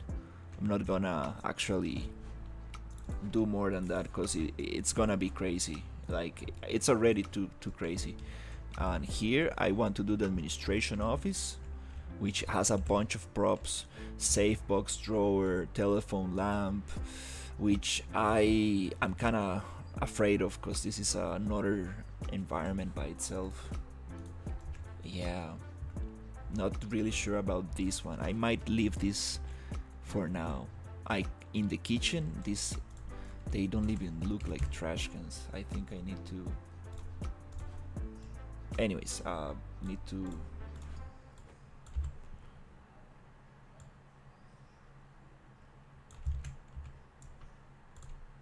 Something like that. Cool. Need to just work on this. This kitchen, I think the kitchen is super important. Like, I don't want to get it to like full detail, but I want to set dress it and make it like, believable, something like this. Like, just make a few props and then place them, like copy and paste and place them everywhere. And here I need some other props. I need those papers that the waiters used to like take the order and stuff, and some pens and stuff like that. And add just like little details like that. Also, the windows, I want them to make them round. I want the corners to be round as well. And maybe here I might have a corner sofa, like one of those sofas that are like round in a corner. I think that's super iconic. I think I need that for to actually feel like an American diner. Like, not all diners have that, but that little round sofa, I think it's super nice because it adds to the vintage round shapes, which that's a characteristic of the 50s. Things were very round. For example, the fridge, the jukebox, for example, the Toast-O-Matic, it's like super round. And a muscle car. No. XD. No. Squinting face. Not making a car, dude. That's no. That's one thing that I thought about and I said no. I'm already. No. Come on. I'm already going out of scope. Like, for example, this is great, but like going to do a kitchen, that's crazy. Just the kitchen itself is crazy, and then adding like a little area like this, it's kind of nice, but it's also like, dude, like you are just doing like so much in here. So here I'm just gonna like try to keep it there. Yeah, I'm trying to keep it there. And then the bathroom is like, whoa, you even making a bathroom? Like, what the hell? I just need to add the curtains here. That will look super nice as well. So a bathroom, and then even an administration office. Like, what? But I think that if I really pull this off, it will look amazing. I think it will look super cool, because I haven't seen any other diner with this much detail on the marketplace, and I haven't seen any other project like this online. I've seen images like this, like this. Let's say you get some tables, you get a jukebox, you have a counter, that's it. Something like this. I've seen stuff like this, like abandoned and like broken up and stuff like that. Very cool images, very cool stuff, like very well made. But I haven't seen like the whole thing together and in a good state. That's something that's gonna be my differentiator, because I really want to make this look new. Like, not new, like, but like in the actual present time. I want to make it feel like we are in the 50s and we are just going to come into the diner and we can actually just sit down on a clean table without like all these props in there. Actually, it doesn't make sense to have these props in there. To sit down and we can actually like order something to make it feel like we are actually in the 50s. So that will be super nice. And this futuristic robot doesn't help for that, but it will be nice to actually imagine like getting a meta-human here and like dressing it up like an actual like 50s character. No, that's going too crazy again. That's going too crazy. I was thinking of actually making some clothes and stuff, but no, that's just going too crazy. Yeah. Directional light. Rect light. Yeah, I really like this light here. It's just causing some problems. And here I need a little light bulb in here on top, like those long light bulbs. I need to get those there. The 5 cent little sign here, super important. And then I need like some letters here and some stuff in here. I forgot to do that, but little stuff like that. All the cables for the props, I'm gonna make like a spline cable. Well, I've said this before so many times, but right now I really want to just add at least the props that I need. And whoa, yeah, as soon as I start simulating this and this and this properly, the level of the environment will just go up. It will start looking like real interesting, like, oh, whoa, look at those newspapers, oh, look at that umbrella, oh, look at this, oh, look at that. It's more immersive, it's more like, whoa. So yeah, this project, it's but I think it's nice. Like, I think it's a little crazy project, but I just really want to see it finished. Like, I haven't been so motivated to finish a project like this in a long time, and it's because it is my own project. It is actually things that I modeled and stuff. It's actually that really motivates me. It's like the first environment I actually modeled. It's like all these props are original. Like, you cannot find them anywhere else. Like, I made these things. Obviously not the textures. These textures come from Substance Painter, and these bunch of signs and labels are just images from the internet and stuff. But like stuff like this, all the 3D models are modeled by me and stuff. So I think that really it's really nice. All that menu, I made that menu like letter by letter. That was super hard. And stuff like that. So I think it really shows and feels like there's no other. It feels original. It feels that's what adds value to an environment. And that's what I'm trying to like. That's what I'm starting to understand. Like, that using assets, it's great. You can do some great concept art. You can do some beautiful images, and you can really achieve some super cool stuff. But you do need to add a hero prop. You do need to add something original to it to make it feel like it's different. In some way or another. Even though I'm making like the most kind of like, I like, how do you say it? Trying to make like the common, like a super common diner. It feels like it's my diner, like. So I like that stuff. The burger. Oh, we got some light problems. That's another thing. Lighting. Oof. You see that glitch? Stereotypical. Yeah, it's super stereotypical and everything, but it's also reliable. It's like people look at it and they're like, oh, all right, it's a diner. Oh, it's an American diner. Okay, it's kind of, you get it. It's like immediately like, oh, okay, I know what we're looking at.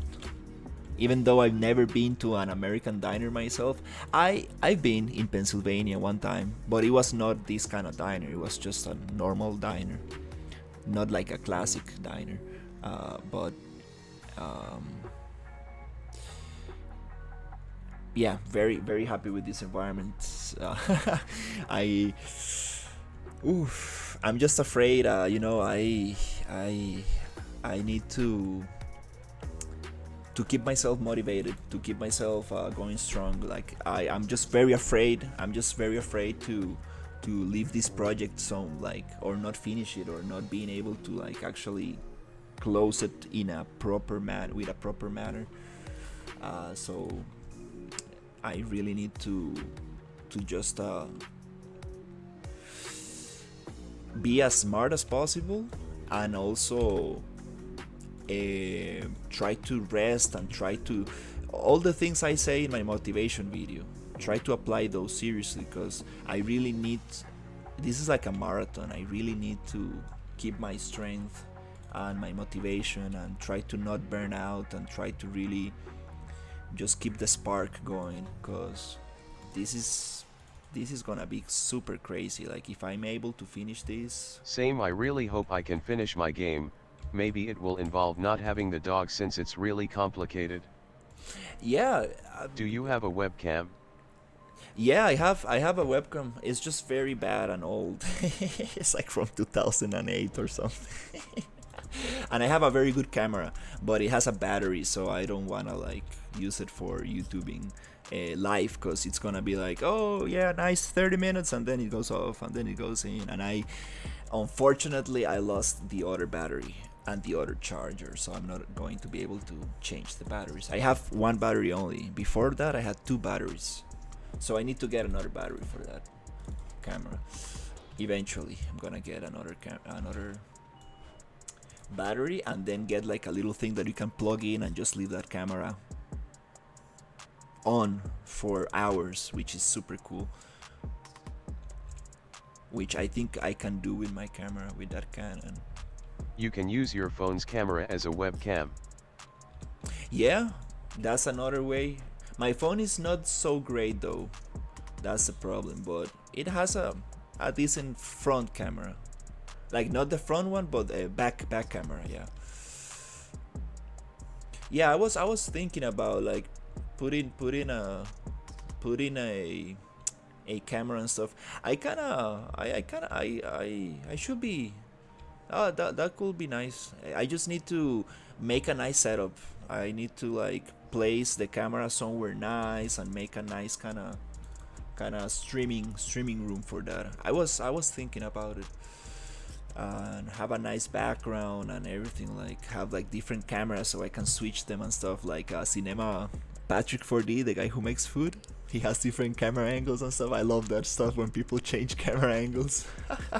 It's so funny, like yeah, that would be nice.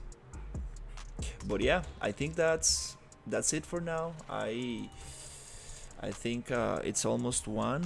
No, it's not yet 1. But I also haven't slept that good, like in these past 3 days. I don't know why. I've been going too late to sleep. But before I go, you know what I want to do? I want to, let's see, where is it? My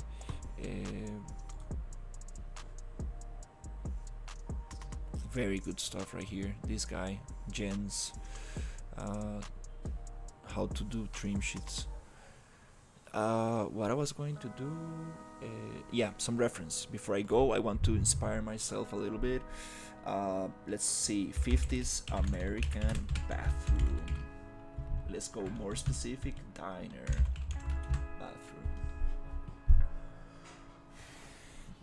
We got some. Okay.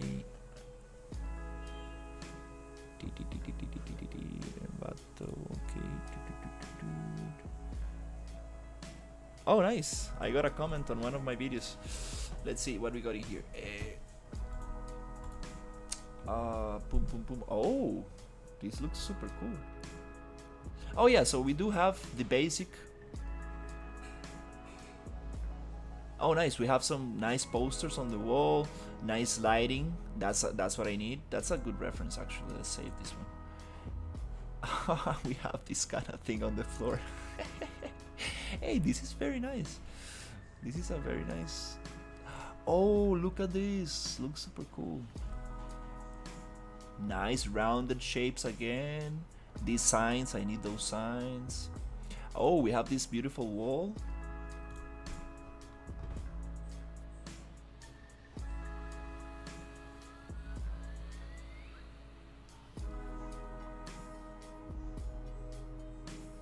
Looking at bathrooms on the stream. That's funny. But I mean, it's interior design, like whatever, right? Like these colors, this kind of green color, very used. I kind of like this green color actually. I've seen this a lot in pictures and stuff related to the 50s. This color is very iconic. Really like that. I like these square tiles. Square tiles. I think I'm going with square tiles for the bathroom. Yep, I think I'm going with the square tiles. I like face with tears of joy. Face with tears of joy. I like this. I need a sink. I need like a cool sink, like a proper sink. Let's Yo, look. isn't that my grandma's bathroom? LOL. It does look like a grandma's bathroom. It's funny. Actually, not now, but because they remodeled, but like years before when I was a kid, actually, yeah, my grandma's bathroom was something like that green, those round shapes and stuff. Now they changed it a little bit. Oh, this is a good reference for how it looks from the outside. You see, like this kind of chrome and lines and little thing. Okay, this is a great reference. And then the entrance and stuff. This is very cool. I kind of like these images, and this is a real image. Not a 3D render or whatever. This is kind of cool.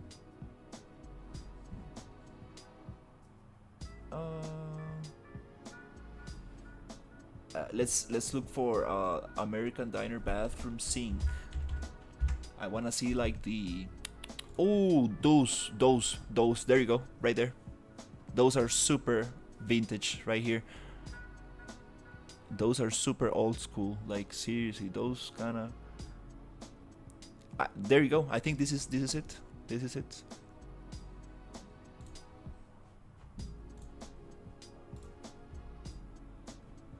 Then we have those which are a little longer, but this looks more modern. Looks more like what we... Not really, it has this weird twist in here. But it looks more modern. Like these ones, I haven't seen those. I haven't used one of those in my life. Like it's like very old school. It looks like SpongeBob kind of thing. Oh, look at this. It has... It's a nice combination. Okay, now the important question is, how did an actual toilet look like?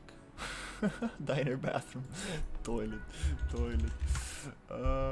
Okay, we got some 50s toilets being sold in eBay. Okay. Nothing much has changed. Just the color, a little bit of the shape, but this is a nice reference. Actually, this is a nice reference. Yep. I think I'm just gonna save this one. Okay, so we got everything. I think we got everything. What else? Restrooms. Oh, nice signs. Nice vintage signs. Actually, I do need some... I didn't things. see the currency, though it was 97k LOL. It was, yeah, that's colones. It was that toilet that I showed. It was $2,000, something like that. $2,000 for a toilet. But it's a vintage toilet. I mean, people pay for that stuff. That's funny. Somebody saved their toilet and they sold it later on.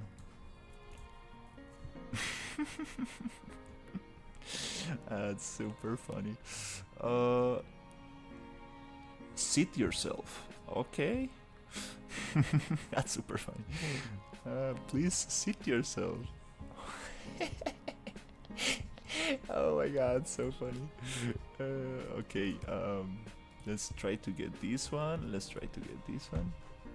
Most diners nowadays say, please wait to be seated.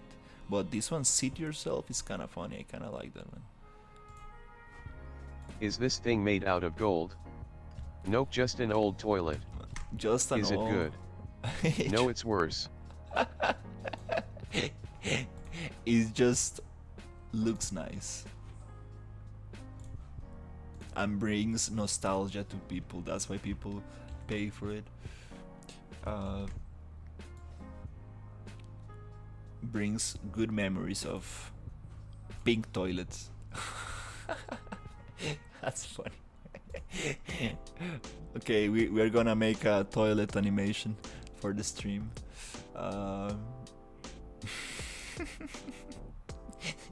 That'll be funny. So yeah, basically, yep. I think I got enough reference. Definitely doing some tiling. Half on the floors, on half the wall. Oh, what is this? This kind of squared kind of thing. This is another type of... I like the other one. The other Just one... an ordinary used toilet face with tears of joy. Yeah, imagine like buying that toilet and it's like all messed up, like, oh my god. No, obviously they're gonna give it to you nicely. Oh wow, these colors are crazy. This is crazy. It looks like I don't know. Wow, I haven't seen this combination of colors in a bathroom. This is crazy. All right, so yep. I think that's good enough for now. I would like to have some 50s American Diner open, closed signs. The only special thing about it is the price, LOL. Oh, this is so cool.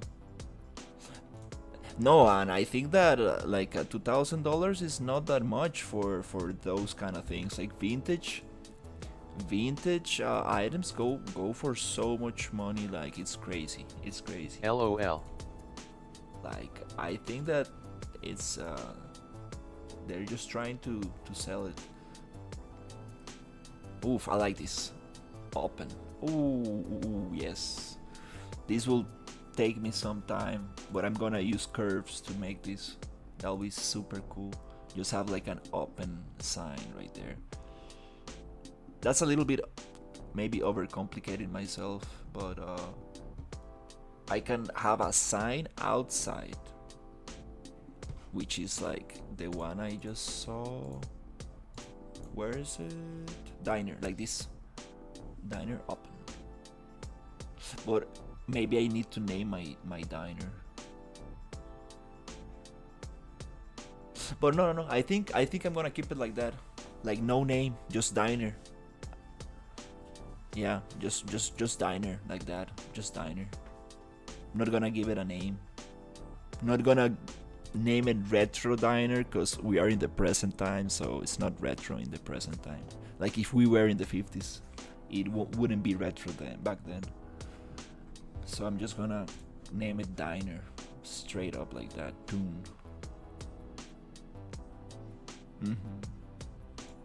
I was thinking of giving it a name, but no. Let's just keep it generic.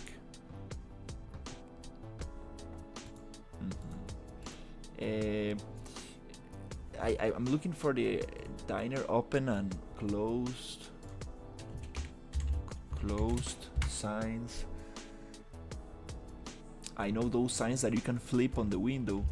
Sorry, we are closed. Maybe.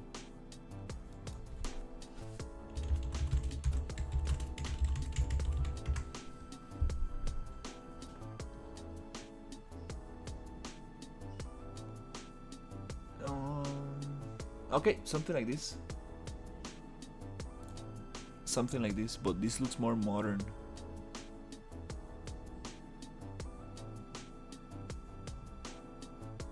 This looks a little bit more modern.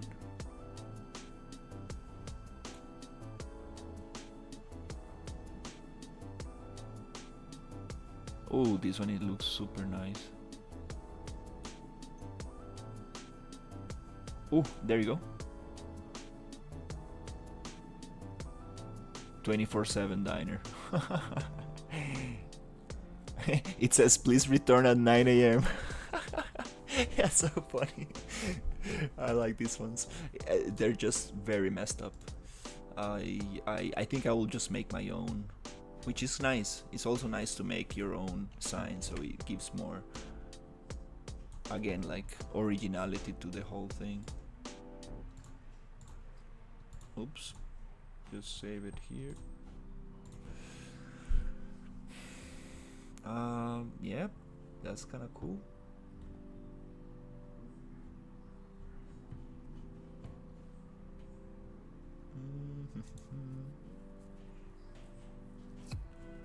So I want like this kind of sign, like this shape for the big sign, like standing there. Something like this, or something like this. This will be like another hero prop, like for sure. Like having like a nice sign outside just will be amazing. Oh my god, everything, like every time I'm like, I think I'm close to finish. No, I'm not. Right there, we got the Wurlitzer. This is not the same model I have in my, but it's a Wurlitzer jukebox. Super nice. The most iconic American jukebox. Right there. Another model of their Wurlitzer. Let's say. Yeah. Just those sofas are super cool. I really wanted to make mine like that, but I can still give it.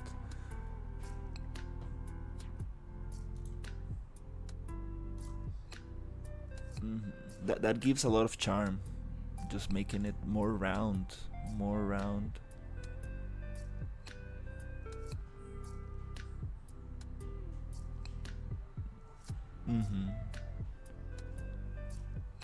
All right, yeah, I think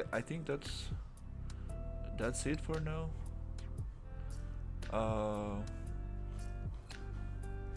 Yeah, I think that. What else can we do with this?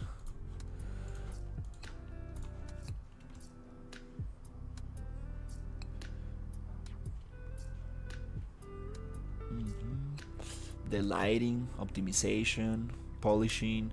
No, there's so much to do here. There's so much to do in here. I'm not gonna back down now. I'm just gonna keep going hard with this project and keep on making it nicer and nicer. There's another thing I thought about, making it a ceiling, because most diners I've seen, they have a ceiling. Okay, bye, waving hand. See you, Head. Thank you for hanging out. Bye. Here I will try to make a ceiling. I'm thinking of making a ceiling here, which will be super nice. Is the deadline the end of next month? Sweating emoji.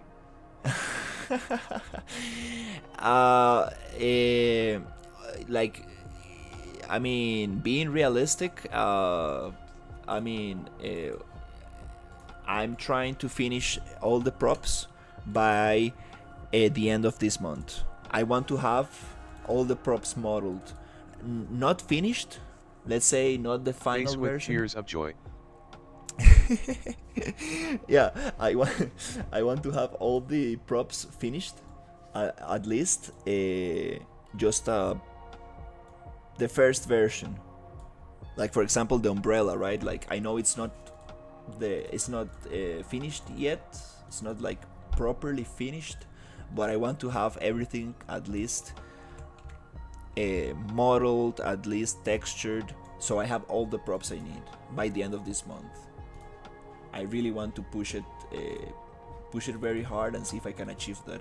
Have all the props, and after that, I think I need like maybe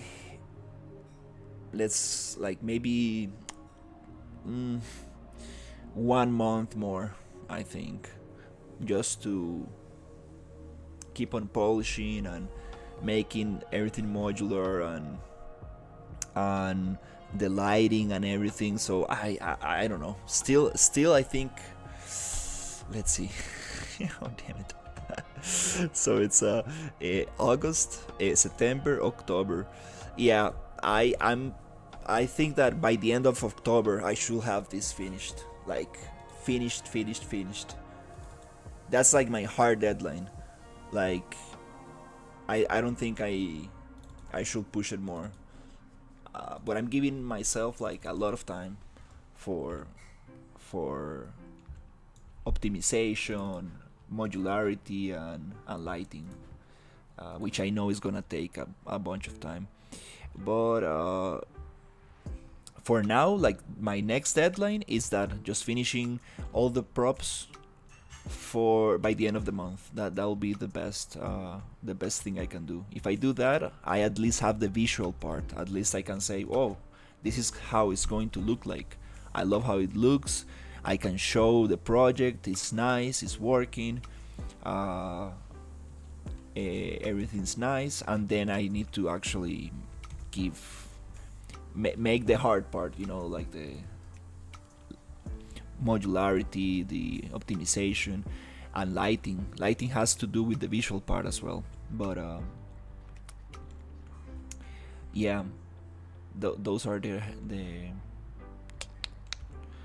those are gonna be the deadlines. But yeah, I think I'm gonna take it easy. Thank you so much for hanging out. I'm gonna go take a little break and have some food and keep on going. We are gonna continue with the bathroom after this, so it's gonna be time to get this going a little bit. Just trying to go around the whole diner, trying to give it detail. No worries, yeah. Thank you for hanging out, Briggs. I will check the GIF animations and I will try to implement that these days. I need to do some testing and stuff, but I saw a tutorial and it's not that complicated. Now that I know a little bit more about SpeakerBot and StreamerBot, it's gonna be way easier. But yep, take care, guys.